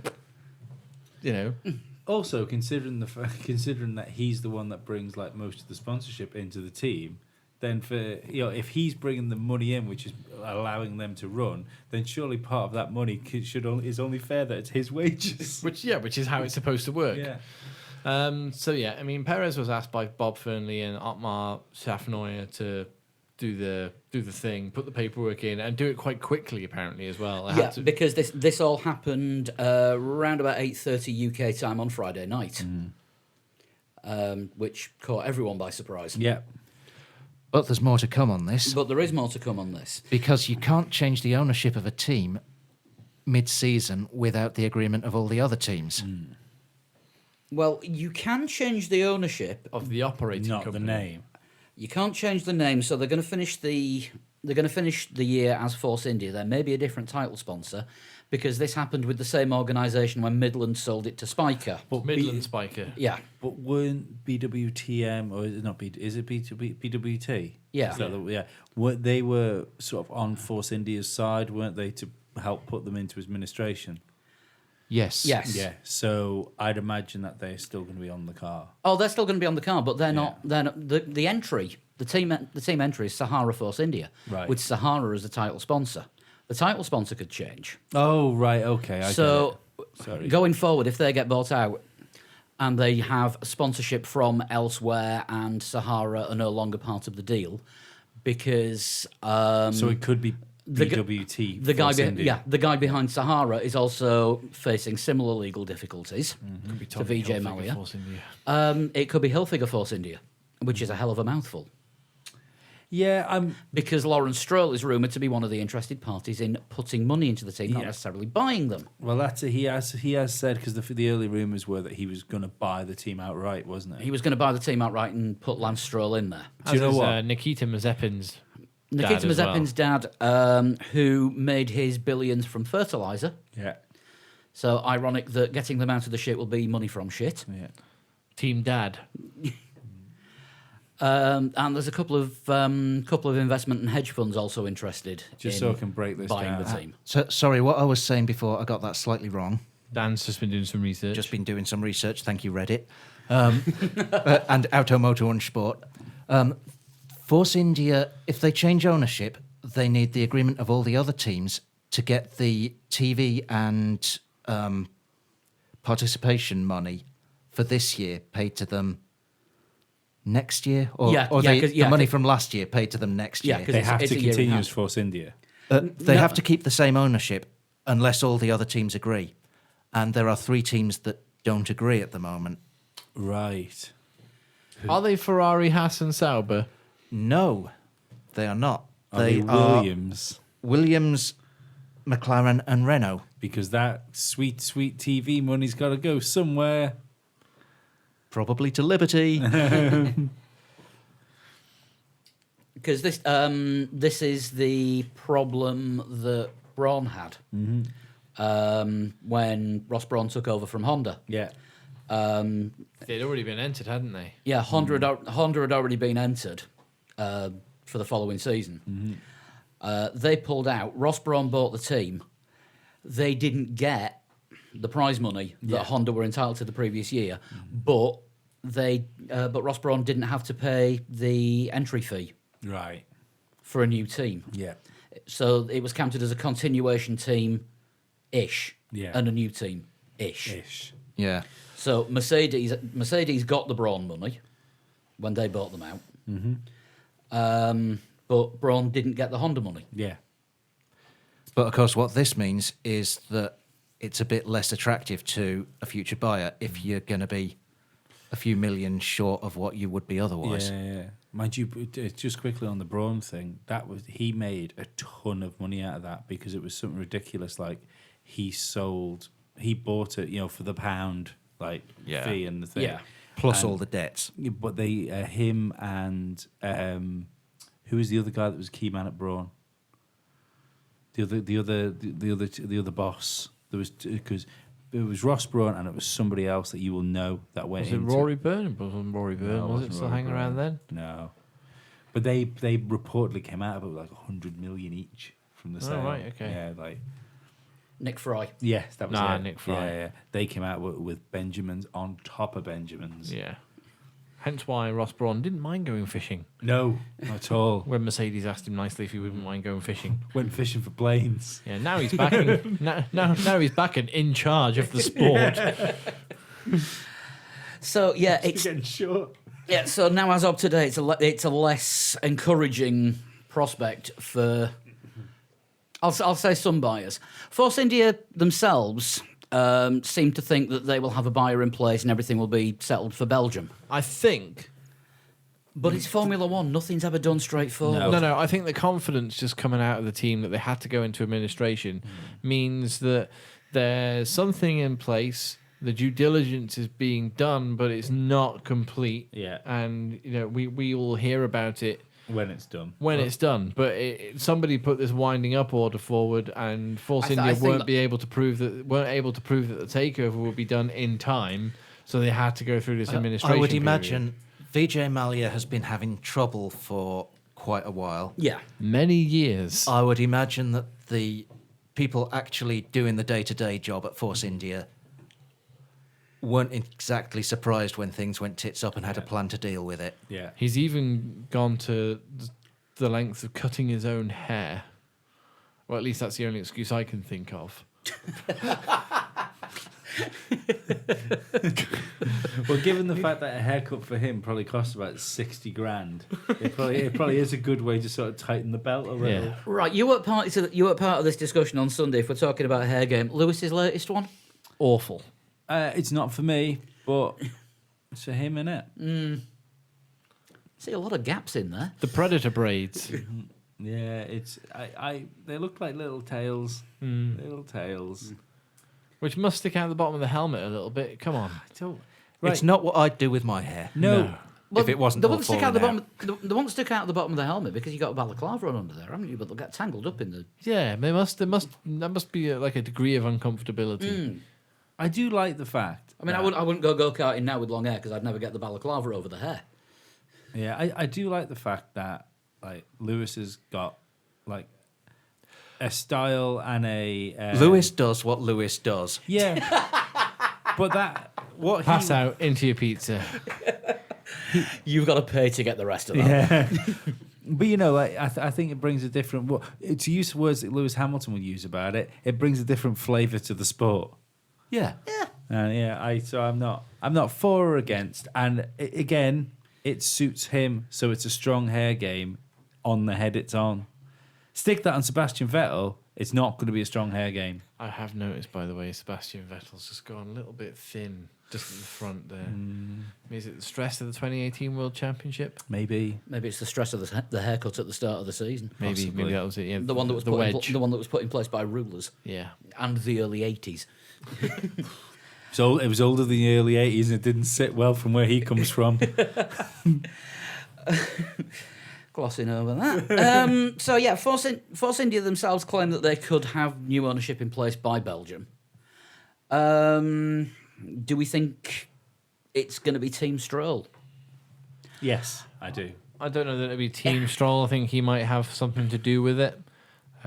This is why I think the sell is almost there, because he's reportedly put the money up.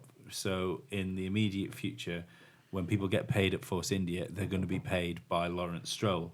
They're getting paid in Tommy Hilfiger vouchers. Yeah. So I don't think Team Dad is out of the question. You know, No. Mazepin's dad and Stroll's dad. well, this is why I think that would be a big commitment for him to make if A, the team wasn't going to be sold. B, he wasn't going to have something to do with it, and C, his son wasn't going to be in it next year. I mean, it's making the silly season interesting because we could actually see driver moves before Before Belgium. Belgium. Oh, actually, there is a second scenario. Maybe he's just nice as fuck. Maybe he's just really nice. Well, I He is do got think he motor. cares I was about gonna- motorsport. I was going to say one thing you got to bear in mind is Canadian, so it's Yeah. going to be the politest buyout Yeah. ever. Sorry, buyout ever. Yeah, he's just a letter to VJ Malley. It just says, sorry about that. So should we do this week's silly season projections now? Lance Stroll to Force India. Yeah. Esteban Ocon to Renault. Yeah. Carlos Sainz to McLaren. Uh-huh. Where does that leave Stoffel? Williams? I think that leaves Stoffel out of Formula One. Grosjean to Williams? Leclerc I don't to think- Haas? I don't think Grosjean to Williams is a bad call. I think they could do with someone with a bit of experience in the car. You're going to have it's not going to be an experience year for Williams. They don't seem to worry about that. George Russell? George Russell and Sergei Sorokin. At Williams, you think? Yeah, I think that'd be a bad move for George Russell. I think it would be a bad move for George Russell. Oh, I see. Is it, or would it be a? Is it just a case of getting yourself in the door? If you put George Russell in a Williams, then the amount that they have to pay Mercedes will plummet. Yes. Which is good for Williams. which is good for Williams because they'll be losing the Stroll money. But The- hang on, though. They've lost the Martini money. So if they can claw some of that back by not having to pay as much out, because they are buying gearboxes from Mercedes next year. Also, well, maybe we're going to go down the road of this technical partnership situation. Because let's face it, right? Daimler Formula One team. Well, I think it'll still be Williams, but Williams Daimler. will if any team, more so than Force India, to be perfectly honest, or more so than Sauber, if any of the bottom teams which are sort of struggling a bit can turn it around in a season, it's Williams. They've got the facilities, they've got the manpower. They just need to work whatever the fucking shit that's going on in that team. They've got more. Basically, what you're saying is they've got more than Sauber had this time last year, and look how far up Sauber have come. Yeah, they've got more money. They've got more money. Money coming in than Sauber and Force India. You talk about like I don't know about Sauber, but definitely Force India. definitely Force India. But Force India have the this is what's so annoying about this whole thing. Is that Force India finished fourth 2 years in a row, 3 years in a row, and they're financially struggling, and they spend less than anyone I else think on it the was just grid. once, wasn't it? Because didn't they go? No, like, finished more than. I thought they went like 6th, 5th, 4th. They constantly went a number up until this year. No, I'm pretty sure they finished fourth more than once, possibly twice. Twice, 16 and 17 was it? finished Wow. fourth. Yeah. But yeah, Force India. Again, though, is it a case of a Williams situation when Williams are doing well, where you end up with these teams that should be doing better that drop away a little bit? Yeah, but it's a financial thing, isn't it? You know, if Force India were finishing last every year, Yeah. fine, fair enough. They're in financial difficulty. They're not. They finished fourth the last 2 years. Yeah. It's a team that finished fourth. Is gone into administration. Yeah. Yeah, it's ridiculous. With all that sponsorship I coming see in as what you well. get, where your point's going now, yeah. And they're not like Williams or McLaren and way down the grid this year. No. It's not that everything's gone to crap for them. It's just the business is not right. Yeah, the business model doesn't work.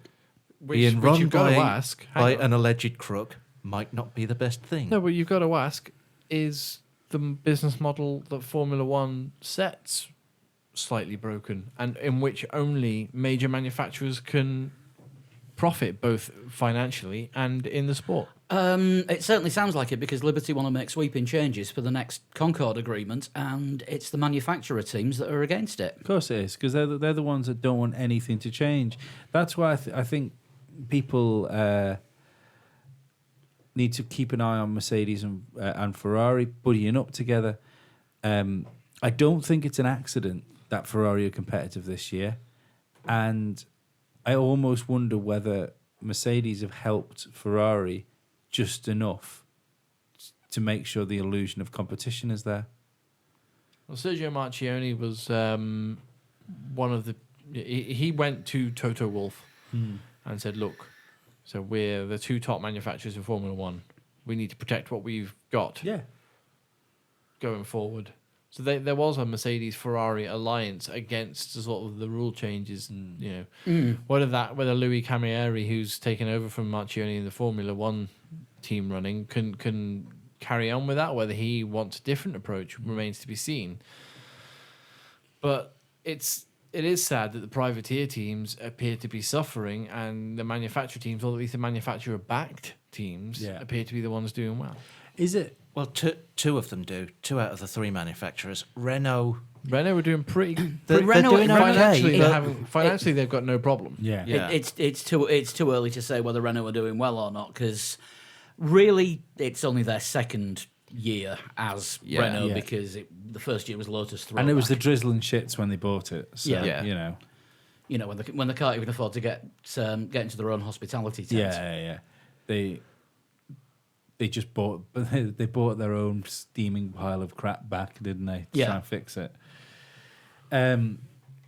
Is there another sport? Because realistically, I don't know a lot about other sports. I don't know a lot about Formula One. I don't even know why I'm here. But I don't know a lot about other sports. We'll use you as a colour commentator. I've always thought of myself as the colour commentator. Michael Cole.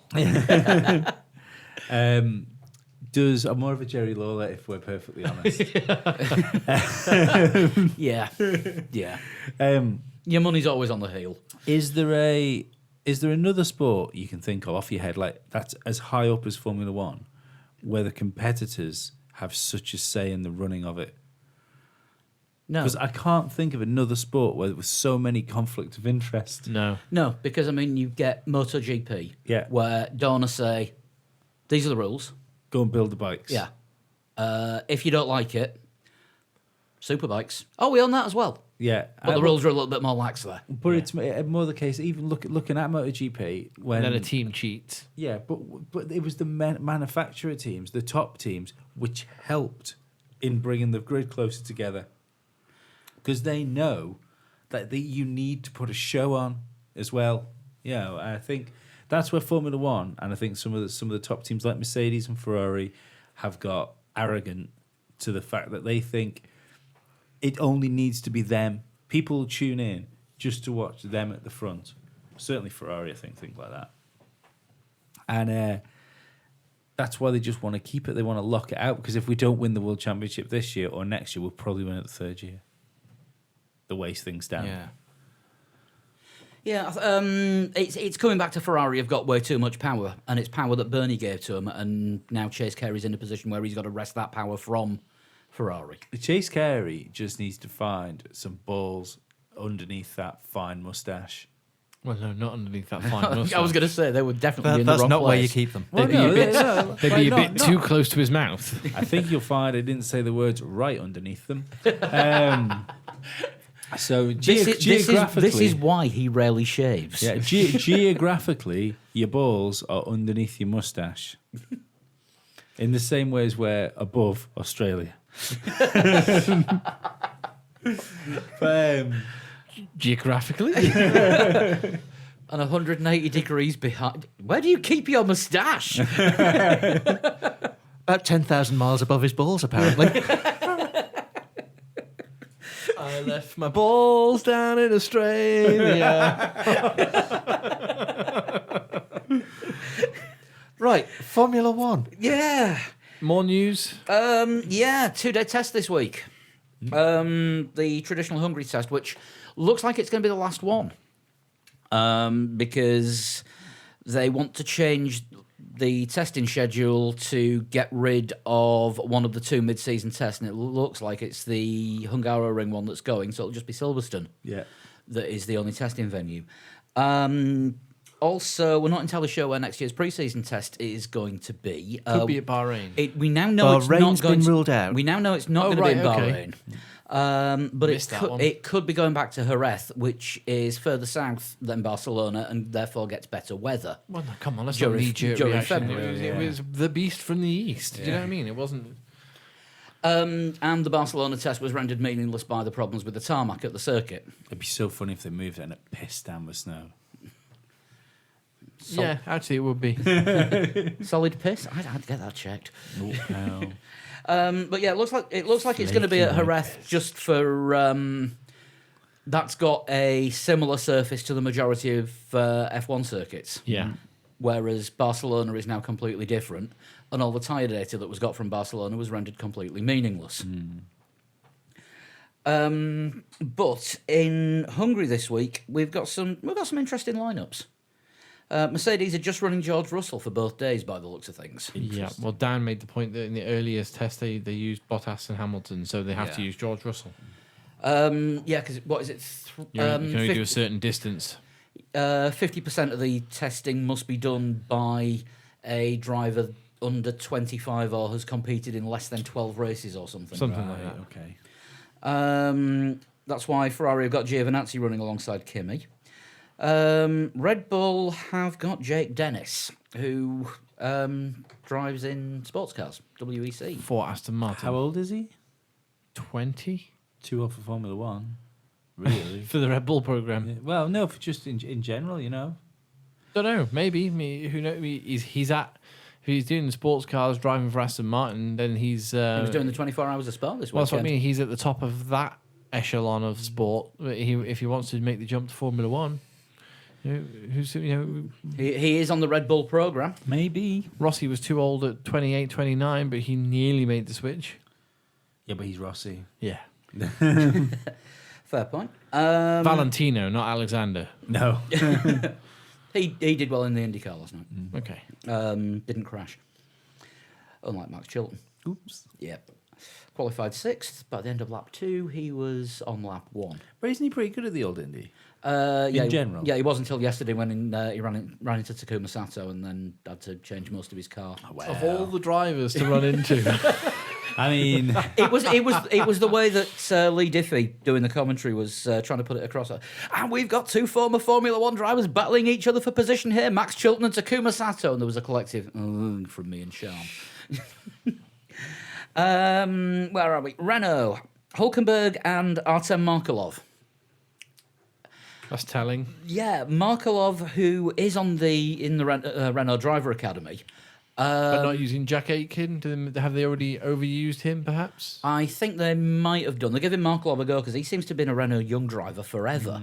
And he's been in F2 and GP2 for equally ever. yeah. I'd like to see what he can do in F1 because he could be... I don't know, he could be another Kimi or he could be another Grosjean. I think he's another pasta. I was trying to be polite. Yeah. I think he's fast and crashy. Yeah. Grosjean. Fast and crashy. Jack, it doesn't seem to be working at the minute for Jack Aitken, does he?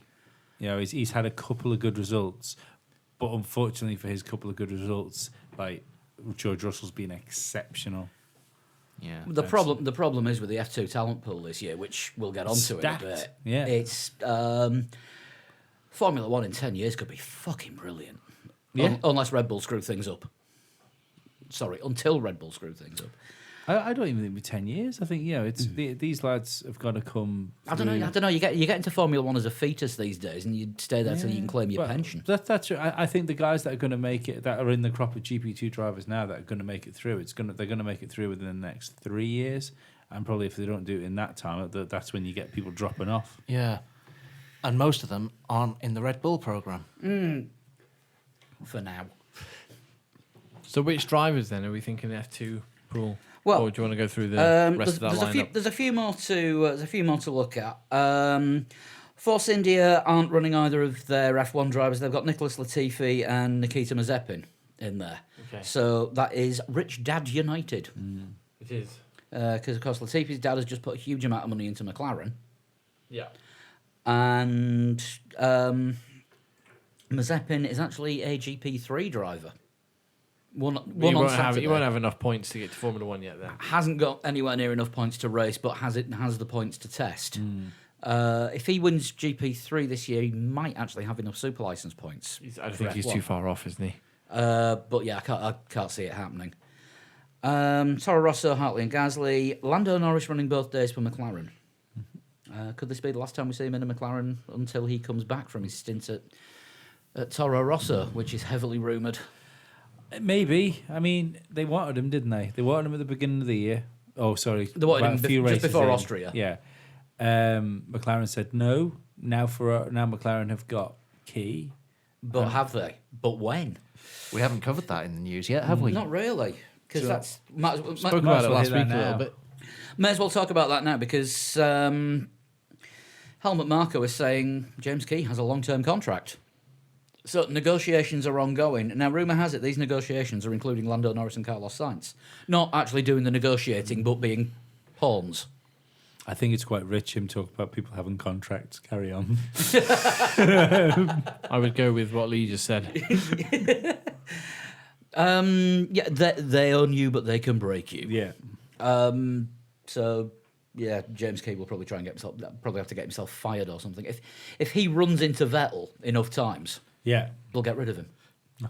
Trips him over in the paddock. Yeah, that kind of thing. I think he's gonna go to McLaren and everything's gonna be fine. He probably won't even have to do his garden leave at Toro Rosso, and Toro Rosso will take Lando Norris, even if it's just on loan. Don't know whether it'll be this year. Might be next year. I mean, if they're thinking about they were thinking about getting rid of Hartley earlier on in the season, He could go. The other thing to think is they're not putting Sainz in the Red Bull this year, so they lose Sainz now. Yeah. Nobody's entirely sure what Carlos Sainz's contract is, apart from there's an option that runs out in September. Yeah, or the Renault loan runs out in I'm September. sure it's Renault's. It's Red Bull's option that if he doesn't get himself in the main team Red Bull that like next year, much like Max Verstappen had in his contract, that he's a free man, which is hence the McLaren rumours. So Red Bull, given the fact that they've killed all the young drivers now, they've all been meat grinded. Daniel Ricciardo was almost on his way out the door this year. They need somebody waiting in the wings that they can plug straight into the top team. Gasly's not looking bad, but Gasly is not looking like Daniel Ricciardo did or Max Verstappen did. He's not. He's looking good next to Hartley. Yeah. Whereas Lando looks very good, but is it too early for Formula One, especially this year? I think they might give him a couple of races towards the end of the season, much like they did with Gasly. They might Gasly and Hartley in. Yeah. It might send Hartley on his merry way just before the last few flyaway races, and then get Norris in for the last. Tell you what, we'll all get the plane together. Brendan, you get on that one that says New Zealand, and we'll get on the one that says Japan. The only thing I would point out with that is Red Bull and the Red Bull organisation are rarely think of what is best for drivers. Yeah. And McLaren are in a situation where they need people. So there's key is clearly a key part of their. You were trying to avoid that one, weren't you? I was, yeah, but there was literally nowhere else to go. I don't if Fernando's going to stay, which I think he will stay, and they're looking at getting Sainz in as well, then they've got nowhere for Lando to go next year. Yeah.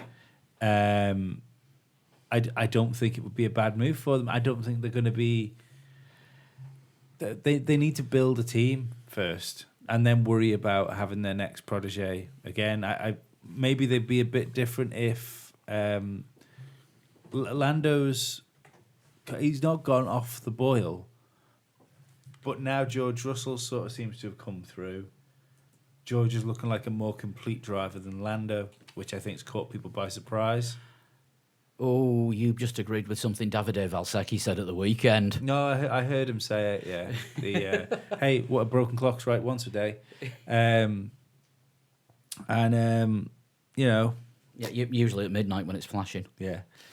So I can see it happening, and they don't have the faith in Hartley. They already wanted rid of him. So it just seems a very Toro Rosso move to do, to sack somebody in the summer break and plug a brand new driver in. And let's be perfectly honest, what's his name? Lando Norris would be... Come on, you've met the guy. Yeah, he would be an ideal man for Red Bull. Like, just him as a person being he's well into his e-gaming, his personality, the way he looks. His helmet colour fits it. Like, he fits Red Bull more than he fits McLaren. Yeah. Do you know what I mean? Yeah, I kind of get that. I'd like to see it. Yeah, I'd like to see what happens. I hope he does well if he does get called up soon. It could even be a case of you've got George doing so well, because what is he, 18 points ahead, or is it 12? He's 12 points ahead now in the championship. After this weekend... Yeah. Because George Russell had a nightmare on Saturday and didn't actually even make it to the second lap because the car failed. Then fantastic performance on Sunday by getting himself from 20th to 8th and finished in the points. There's a 12-point gap at the top. George is on 171, Lando's on 159. Alex Albon's not all that far behind on 141. I tell you what, I think you'd be a brave man to stick money on anyone apart from Russell on that championship. I think Lando could pull it back. I think he can pull it back, but it just seems to be that Lando's not winning the races when George is having the off days. It's amazing that Nick De Vries never enters into the conversation about getting an F1 drive because he's still on the books at McLaren. Well, let's And have that conversation. He's been there that long. He was on Tuned. Yeah. Yeah. Let's have that conversation then about Formula 2 drivers that we think are going to make Formula 1 drivers. Lando Norris, all agreed? Definitely. Yep. Yeah. George Russell. Without doubt. Yeah. Artem Markelov could be a crashy pasta. Maybe. I think, there's still a chance for him to turn into a solid midfield driver at least. He's spectacular, but they need to take a little bit of that small tree edge off him. Is he part of anyone's driver program? Yeah, Renault own him. Renault. He's driving the Renault in this test. Yeah. He is testing the Renault on Wednesday. Nick De Vries, do we think he's a Formula 1 driver? I think that boat has sailed because he's been around at McLaren for 5 years now. Yeah. Right. Or was it that he just signed up when he was super young, like Hamilton did? He could possibly end up in whatever teams are the equivalent of Manor. Yeah, I think the only issue with that is as soon as you get past the obvious sort of 3 or 4 drivers you think of in GP2, when you go down Sorry, the order, he's been on the books at McLaren for 8 years. right? Wow. He's done. And don't forget there is a thing with GP2 as well. Because how long's he been in GP2? 3 years. This is his second season. Wow, right, that's not too bad. But because I was thinking if he'd been in GP2 for was he in? It's his second season, it's not his third. No, it's his second. 2016, he was driving for ART in GP3. Right, okay. Because like when you get these guys that stay in GP2 for like a number of years and don't manage to win the championship, they're basically got no chance of getting into Formula 1. Basically, yeah. Yeah. Jack Aitken, do we think he's looking No. Formula 1? Like Artem Markelov, who's now into his 5th season. Yeah. Yeah. Jack Aitken, I think there's a chance in the future, but again, he's not the finished article yet. He's good, but He just doesn't he's not seem quite to there. have But the pace. Renault seem to have more patience with their young drivers than Red Bull do. Going down a couple of formulae as well. Mick Schumacher starting to come to fruition in was it European F3. Yeah, European F3. Yeah. Starting to come good. Fantastic move by him at the weekend Did in you Belgium. see that video I posted? Yeah. Good God. He will have You to. do not pass somebody on the inside of Eau Rouge. Third at the bottom of Eau Rouge. First by the end of the Camel Straight. Good stuff. I mean, who knows what he's going to be like? He will make it to Formula 1. Almost certainly. His name is far. The same as Bruno Senna had to. If fucking At least for a go. if Kevin Magnussen got his way into Formula 1 because of his surname, then Schumacher can do it. Oh yeah, absolutely. No, Well, Mick Schumacher. hopefully he's good. If Ralph Schumacher... Literally the Ralph of Schumachers. Looking at some other names on there. Seti Camera, I think. Sergio Seti Camera. Sergio could Seti definitely Camera do stands it. a chance of being the next Brazilian to be in Formula 1. Is Luca Giotto still floating around F2? Yeah, he's Yeah. currently 8th in the championship. Antonio Fuoco, he's on the Ferrari Junior Yeah. programme. Alexander Albon is rated by the Formula 2 drivers. Yeah. He's Can we he's- start calling him Aztec Seti Camera? he's got a chance. Roberto Meri, he's done. He's had his chance. Yeah. I mean, all right, dropping into GP2 and then coming back work for Grosjean. But Well, that's he about it. got there. Yeah. Yeah. I mean, all right. We've named pretty much half the F2 field there. But like I said, it's got a Drivers stack that of are I mean, strong. there is a lot of potential in there. Johnny Cicotto. Isn't racing this season. Oh, how old is he now? 38. He's not racing this season, but that doesn't mean to say he's not going to turn up at some point because let's have a look. When did he? Is he like the stupid school kid which was in the same class for like 8 years and then like all the rest of the kids that were around him were like 4 foot shorter than him. Yeah, they just gave up on Johnny. Yeah, he drove to school and had a fag before he went in. Yeah. He is only 28. Right. But I don't think he'll ever make it further. He might well come back into F2 this year, because he did half a season for Rapax last year.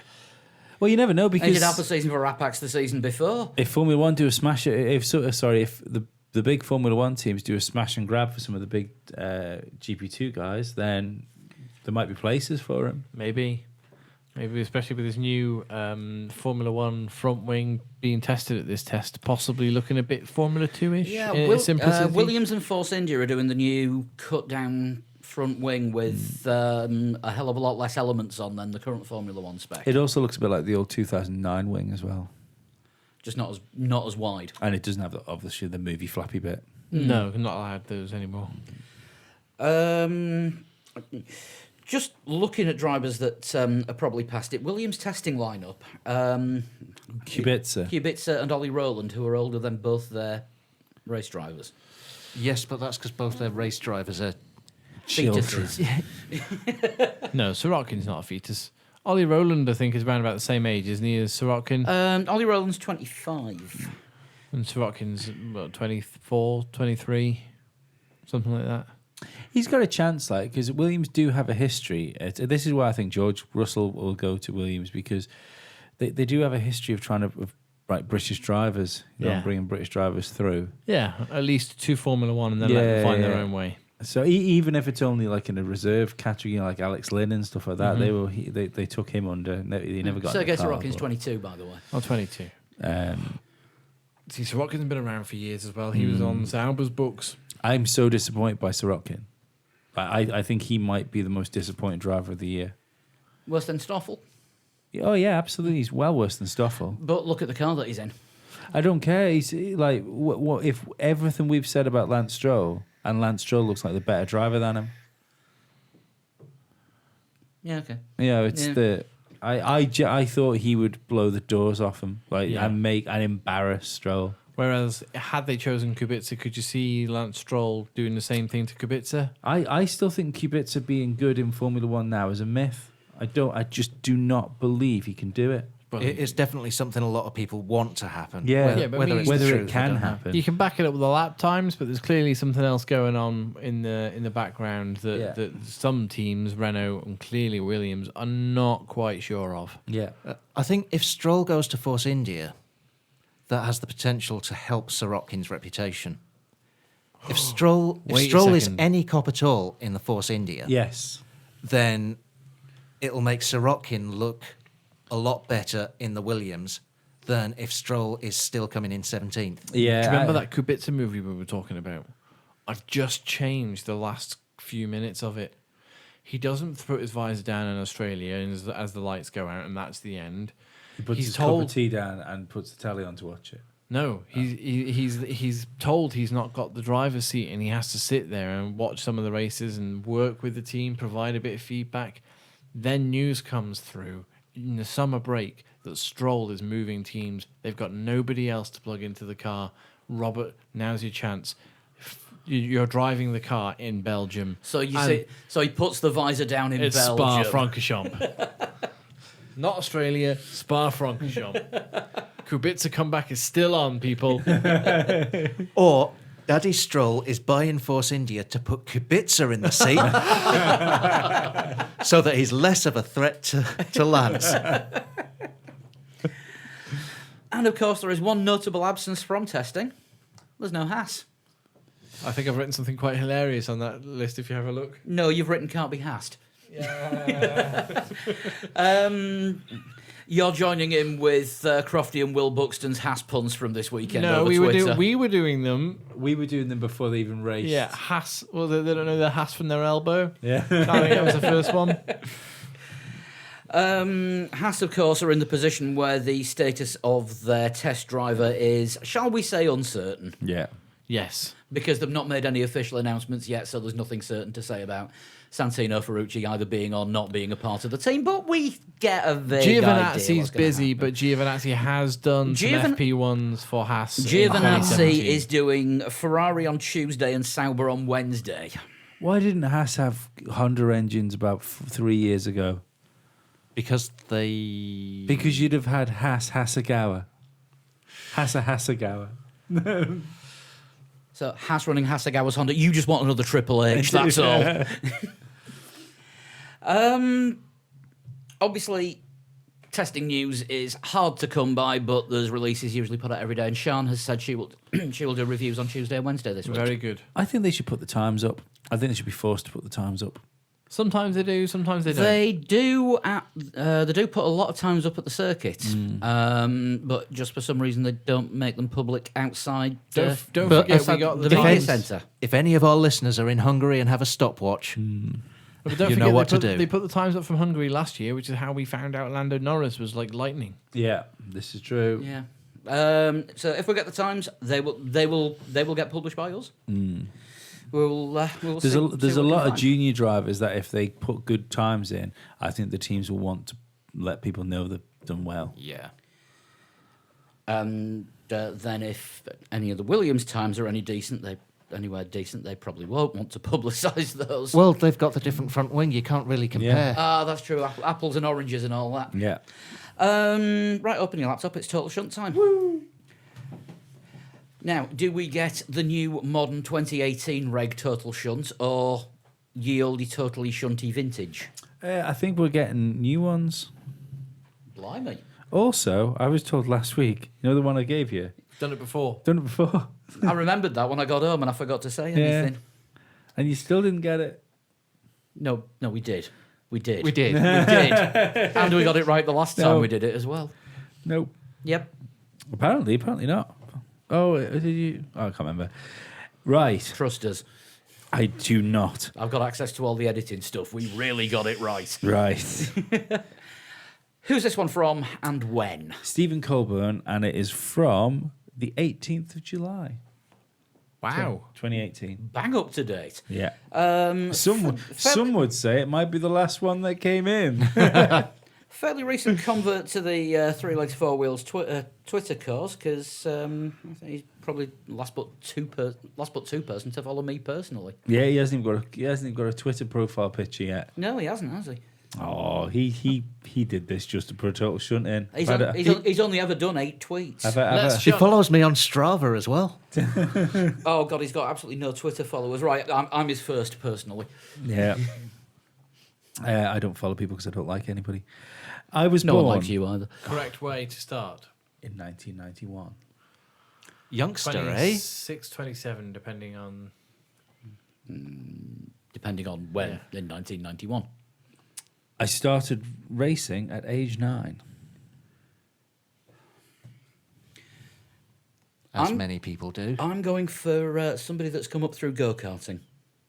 I don't know why, it's just a stab in the dark. I don't think they went straight into F1. I became a professional racer in 2011, and I would like a guess. Right, So, 26-ish. That's... K-Mag is actually younger than you'd think. Danny Rick's only about 27, isn't he? 29. 29. 29.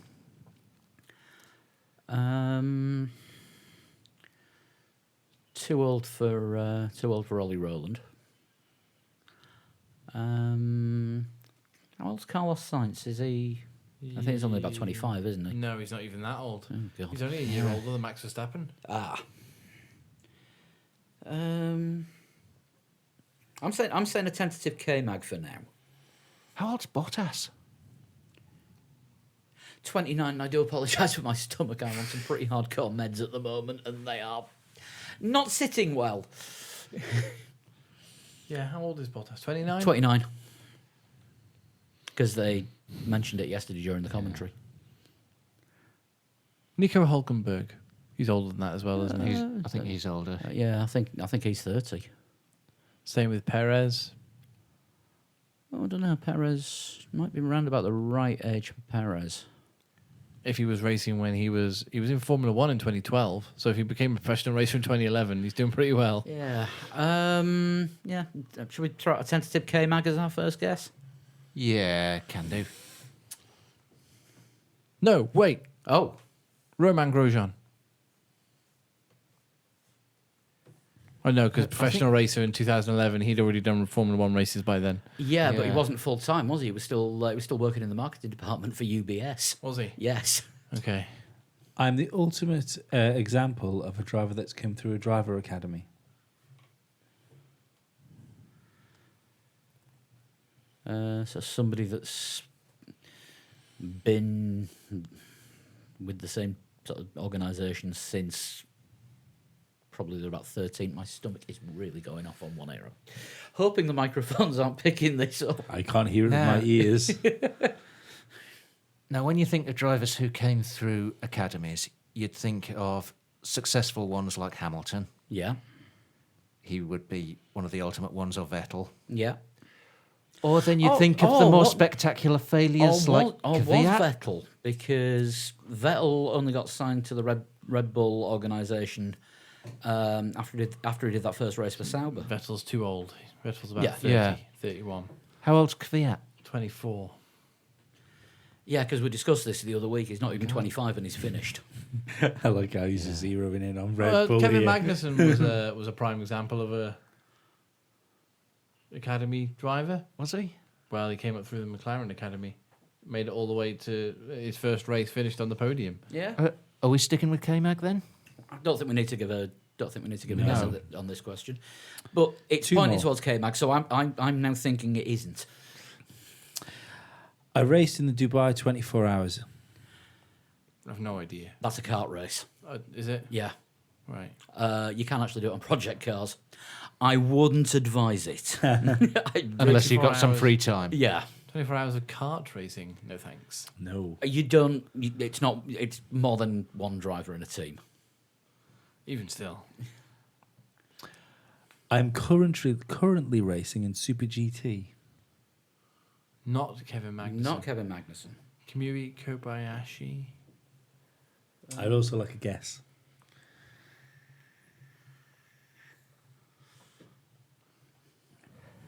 Kobayashi. I don't know. He's got to be older than that, hasn't he? I'm gonna say he's. He was mid-20s when he was in F1, and that was a few years back. Where's Jolyon Palmer now? Radio 5. He's a pundit for BBC. That's it. Does he not race Don't think in so. Super GT? He seems to be at every F1 race, and obviously there's clashes with Super GT. Right, who's in Super GT? We know Jensen Button's in Super GT, but Not born in but 1991. not born in 1991. Not now Project Phoenix has gone kaput. Jensen Button and an 11-year time machine. That sounds like the Lost Harry Potter book, doesn't it? No idea. I'm lost. Yeah. Right, it's somebody who didn't quite. Red Bull young drivers who are now in the... It's not Johnny Chicotto, is it? No, Red Bull young drivers who are now in Super GT, perhaps. Well, we've only got 95 names to choose from. It must be half the field, isn't it? Jean-Eric Verne's about the right age, but not doing Super GT. Yeah. So somebody who came through the Red Bull program roughly the same time as Jean-Eric Verne, that isn't Danny Ricciardo. Charles Peak. Charles Peak, he wasn't Red Bull young driver, was he? Don't think so. He was Caterham. I'm sure I saw his name on the don't forget he was a not very good F1 driver for hire. Funny enough, I think he might have been a Red Bull driver as well. Sebastian Bourdais, but I don't think he's Super GT. No, he's No, IndyCar. Yeah. I'm going to have to rush his... Charles Peak, whatever. Yeah, we'll throw in Charles Peak. I have won a race. Oh, sorry. I'm a winner, I should say, because I don't know how many. In GP3. I don't want you reading too much in. Yep. That could be anyone who's come up through a driver academy and your sort of normal Yeah, progress What towards driver Formula 1. academy would Charles Peak have come through? Red Bull. I'm sure he was I'm sure he's ex Red Bull young driver program. wasn't he one of the 4 Sauber drivers as well? No. The 4 Sauber drivers trying to occupy one seat were Guido van der Gaard, Marcus Ericsson, Adrian Sutil, and Felipe Nasr. Well, it was for both seats, wasn't it? All four drivers had contracts to race. Who were all round about the right age. Obviously, Ericsson's Van der Gaard, not in maybe? this equation, but Van der Gaard, Sutil. Sutil's too old. Where would Van der Gaard have come through? Sutil's about the same age as Hamilton because they came through karting together. Oh yeah, they did, didn't they? Guido van der Gaard. He just appeared to turn up, didn't he? Well, I know that I know that he did that in the paddock in Australia, but he just sort of generally turned up in F1. And then moved to Twitter. Yeah. Guido van der Gaard might be a good one, who, strangely enough, was teammates with Charles Peak. But anyway. Is this a guess one? Yes, I Oh, want to lost guess. Yeah. Guido van der Gaard? Can do. Yeah. Yeah, the James Blunt of motorsport. Better on Twitter than he actually is at his day job. In real life. I've just realised there's 9. I'm making a question on the hoof. I've driven the Le Mans 24 hours. One of my co-drivers was Alex Brundle. No idea. I think we might be onto something with Guido van der Gaard. Yeah. I'm sure he was part of Le He Mans might this have been, year. yeah. Yeah. Next clue. I have connections with Sony. Not Sonic the Hedgehog yet, is it? No, he was Sega. Oh, of course, yeah. Sega.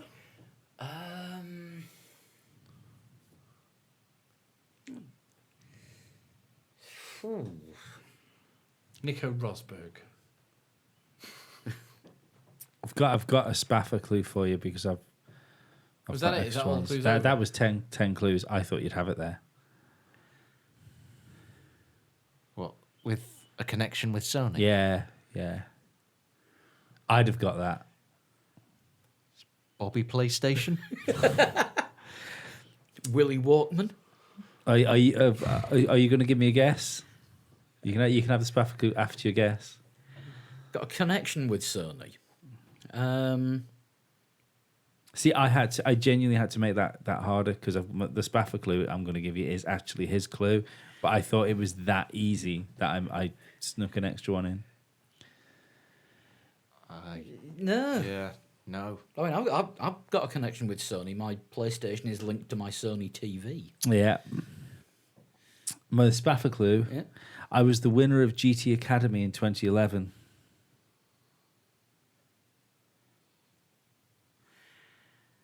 We should be doing this on video for the confused looks that we're all doing. So how many of Words us Duncan were Bannatyne. how many of us were watching GT Academy in 2011? I didn't watch it. And why would that make it really easy for us? I thought it was really easy. Are you throwing the towel in here? Short of saying Guido van der Gaard, I've got no other. Yeah. Yeah. I am Jan Mandenberg, the young lad that got into professional racing after winning the PlayStation GT Academy on I a do know who simulator. that is. Yeah. Yes. He's not. You mean Mardenberg? Was it Mardenberg? I can't. I didn't know how his second name was pronounced. But when you look from 2011 when he won that, he went into GT4 Euro Cup, British GT Championship, the Dubai 24 Hours, got himself into Formula 3 Championship. He's never set the fucking world alight. His best results are Well, it depends how the wiring was on his PlayStation. second in the Toyota Racing Series and second in All Japan Formula 3 Championship. But I think it's just crazy. He's had a few fourths in championships, a few fifths, tenths. Considering he came through from a video game, it's quite. That's not bad going. Because that's when it said he became a professional racing driver in 2011 when he won that. So It's a tough set of questions. tough that. set of questions, Yeah. but that kind of links nicely into who is going to be our esports champion this. Thank you, this Stephen. season. Yes. Right. the 1 week Hungary challenge was a lap of the Hungaroring in the wet, in the 2006 Renault. Yeah. Fucking hell, that was a tricky one. A lot of the messages I got were things like, "How the hell do you keep it on the grey bit in the middle? Where's all the grip gone? Bloody hell, this is slippery." Can I fit a keel? But we had quite a few entries. A couple of first timers as well. Just want to point out, Sue and Wong, you didn't go into my spam filter this week, but you finished 22nd, so tough. Just me and Dan taking part in here. Dan, you were 31st out of 35. And I was 23rd. I was actually 29th up until about 5 to 7 tonight. Did the last minute couple of laps and then realised that I wasn't going to be quick enough. But the top 20. To get to the points, you needed to do 134.658, which Nick Richardson did in 20th. Ashley Woodhouse 19th. Wellington Moreau, who sounds like a detective. No, that's a 70s F1 driver. No, I'm going detective on that. Wellington Moreau. 70s F1 driver. I'm detective. Like, Dan? Detective or 70s F1 driver? Detective. I'm going to change it, actually. Private investigator. Cause Yeah. You'd have it on this frosted door, wouldn't you? 1950s. Yeah. Film noir. I Yeah. can go with that, actually. Yeah, That's yeah. fine, yeah. Good joke. I'm glad we got that sussed. Yeah. It's all right. We definitely know what the next one is. It's the slow Greek, Nick Patakis. Where are we? He was 17th. Gregory Zobel, 16th. Richard Frank, 15th. Ken Lauderbach in 14th. Matthew Dave, that's who I'm Sorry, thinking. hang on. Wait, go back. Ken Lauder? Ken Lauderbach. Oh, right. Okay. So Lauder right back at you. I thought he just got the same position as Lauder back in 14. Yeah, that's what I thought he said. If this is who I think it is, we've got a York City fan in the top 20, Matthew Day. Okay. So there are two of us in existence. Yeah, you and Raz. Yeah. I think this one lives in York. Alberto Roldan in 12th. Dominic Arietta in 11th. Top 10. Pete Bull in 10th. 9th place. I'm going to have to resort the spreadsheet. It looks like it's gone wrong. Pete Bull is not normally in 10th. No, not normally 10th. And Will Coates is not normally 9th. What? Oh. 9th. That's Ninth. tough challenge then. Yeah. Patrick Daly has just tweeted saying, "Are you posting the new challenge tonight?" Give us a bloody chance, mate. I'm just let's record the podcast. just seen the first, Twitter alert come up. Nicholas Carline, you got 8th. Carl Jarazek, making a point of saying it properly, in 7th. Patrick Daly 6th. Max Williams 5th. Travis Parker in 4th. Top 3. Alessandro Popolani in 3rd. 132.241. That 80s Benetton driver. Yeah. Bradley Chambers in 2nd, 132.024. And I happened to notice on the PlayStation he had the 5th fastest time in the world. Oh, wow. And he was only beaten by 4 people in 2004 Ferraris, which was the lap record holder on the Hungaroring anyway, with a time of 131.405. And if I may say, I tried his setup, a fucking impossible one to drive with a controller. Well done, Chris Olby. You've won this one again. Well done, Chris. Well done. Good Have you thought effort. about going professional? Like that man. Like Jan Mardenberg. Right, yeah. Yeah. What are we doing over the summer break? I'm going on holiday. I'm leaving a suit at my house. Yes. Because we can fit one extra 2-week race in. We can. I'll need to tinker with the spreadsheet. Stop it. Or do we do a 4-week Belgium challenge? I vote for we stick an extra race in. Do you know why I'm saying I vote we stick an extra race in? Because you love spreadsheets so much. No, because Bradley Chambers tweeted and said, "Can you take a summer break because I'm going on holiday and I don't want to lose the championship because I'm going away." I'm turning into you, aren't I, Lee? So Bradley, download the PS app on whatever device it is you're doing and do a really slow lap on that instead. So we might as well have a really good one then, considering, because like something that he'd really like. Did he win Australia? Give me a circuit he won on.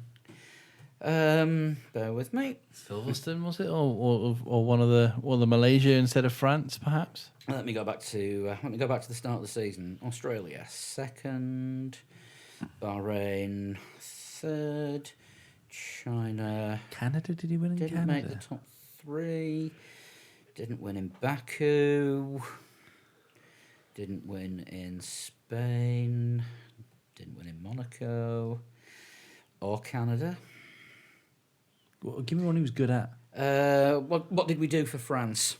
Malaysia. No, we did Belgium. Oh, we did Belgium. We did for Belgium France. for Did, France. did you say he was second in Canada? I did say he was second in Canada. That'll do. So we'll have a dry Canada A dry Canada. I should be taking notes. in the 2008 McLaren MP423. The one where, on the original version of the game before the updates, it was that badly rendered it looked like the nose was coming out of the side pod, but they've now fixed Isn't that it. most of the cars? Most of the textures for like logos and stuff are fucking ropey as fuck. They improved them in the updates, but Did they? the first one I got a screen grab of it because it looked like the nose was poking out of the side. Amazing. It was a little bit messy, shall we say. So, summer challenge is Canada, if I can spell the word, dry in the 2008 McLaren. Have a nice holiday, Bradley. Right, this one is a 2-week challenge. He may be back from his holiday in time. You have got until the 13th of August at 7 o'clock UK time to get this one into us. That's about it, really. Yeah. It's time for sleepies. I think it is. Just to say, we want to thank everyone who has donated via Patreon recently. Just by dint of the fact that you are pretty much keeping this thing going. Yes, thank you very much. If you want to help us out, there's an extra show that we do every week just for our wonderful Patreon subscribers. Who all the money that you donate through that goes into running the show because we need to pay our wonderful web hosts Cloud Above money every month because this don't come for free, and it pays for things like software and replacement microphones and stands and stuff. If you want to subscribe, you can just go to patreon.com/3legs4wheels and you can donate anything from $1 a month upwards. And just like these people have over the last couple of weeks, we've got Nick Lemaitre, David Brooke, and Jake. Oh, good. Tygerson. We'll just stick at Jake. Jake. Yeah. So thank you to everyone that's pledged in the past, everyone that's increased the pledges. Yeah, it is appreciated. Thanks very much. Yeah, Short Bus enjoyed the video, by the way. Good. They actually increased, him and his mates actually increased their pledges after they saw the video. Which is impressive. Yeah, Thanks, Short so Bus. thanks guys for doing that. As I said, we could not do this without support of the patrons. If you want to get in touch with us, then feel free to tweet us at 3legs4wheels, or you can get us individually at A total shunt. At Flood21. At Dan Dankleton. and at Pablo100. You can also get us on Facebook, facebook.com/3legs4wheels. If you want to send your Formula lead times in, do it on direct message on Twitter, email, or Facebook, or send me a friend request on PlayStation, Pabstar, and do a real name request as well, because it gets confusing when I've got all these names that I haven't got a clue who people are. Also to help people on Xbox, if you're doing Formula E, I'm going to get on Xbox this year, aren't I? So add me, Leadroom100, and it's going to make it easier for Paul to get the times. Yeah, because you'll be able to send me the Xbox ones as well.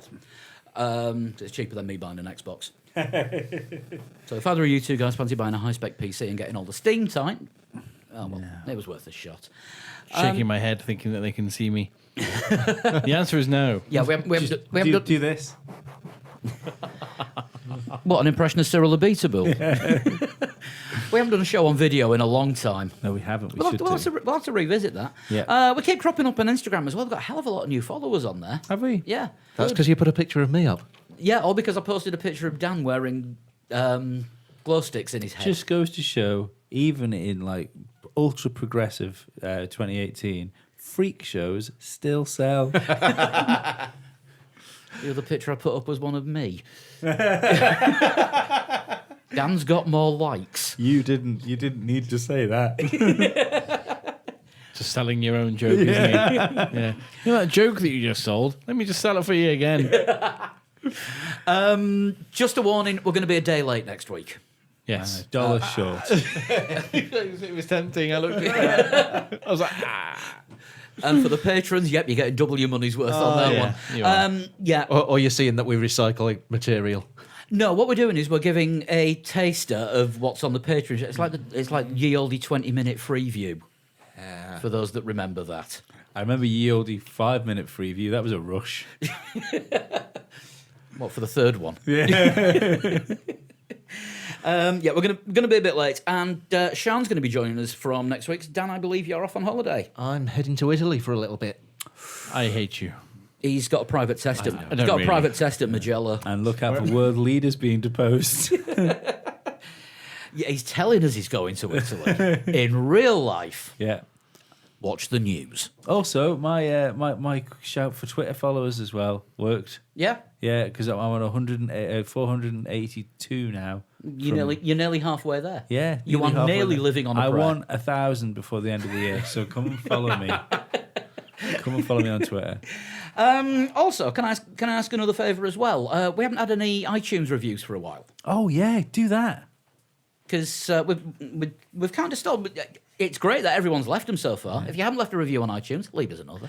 Tell me a joke. If you go and leave us a 5-star review, tell me a joke, and then we might tell some of the jokes on the podcast. Yeah, that'd be good. In the review. Yeah. Yeah. Can I also ask anyone outside the UK that's leaving an iTunes review? Can you just drop us a message that you've done it, because We don't get told. we don't get told. We only get told about the UK reviews, and I've got to individually log into every other iTunes store to see non-UK Also, ones. I don't know whether it's because I'm running a beta version of ISO 12, where it seems that all of a sudden you can 5-star things on your podcast app, because you couldn't do that for a while on iOS. I think now they've made it. You can change your reviews. You used to be able to leave them, Yeah, no, I think. but now you can actually change what you do. You can leave a 5-star. Either review now way, with your everyone phone. should leave us a 5-star review. Yeah, we don't expect. regardless we don't of what it accept is you less use. Stars. No. We'll leave it at that. Right, we'll be back next Wednesday, Next Wednesday. but we'll be recording next Tuesday. Breaking Dun, break, dun, breaking time dun. again. No, not Dan. Dan won't be here. Sean.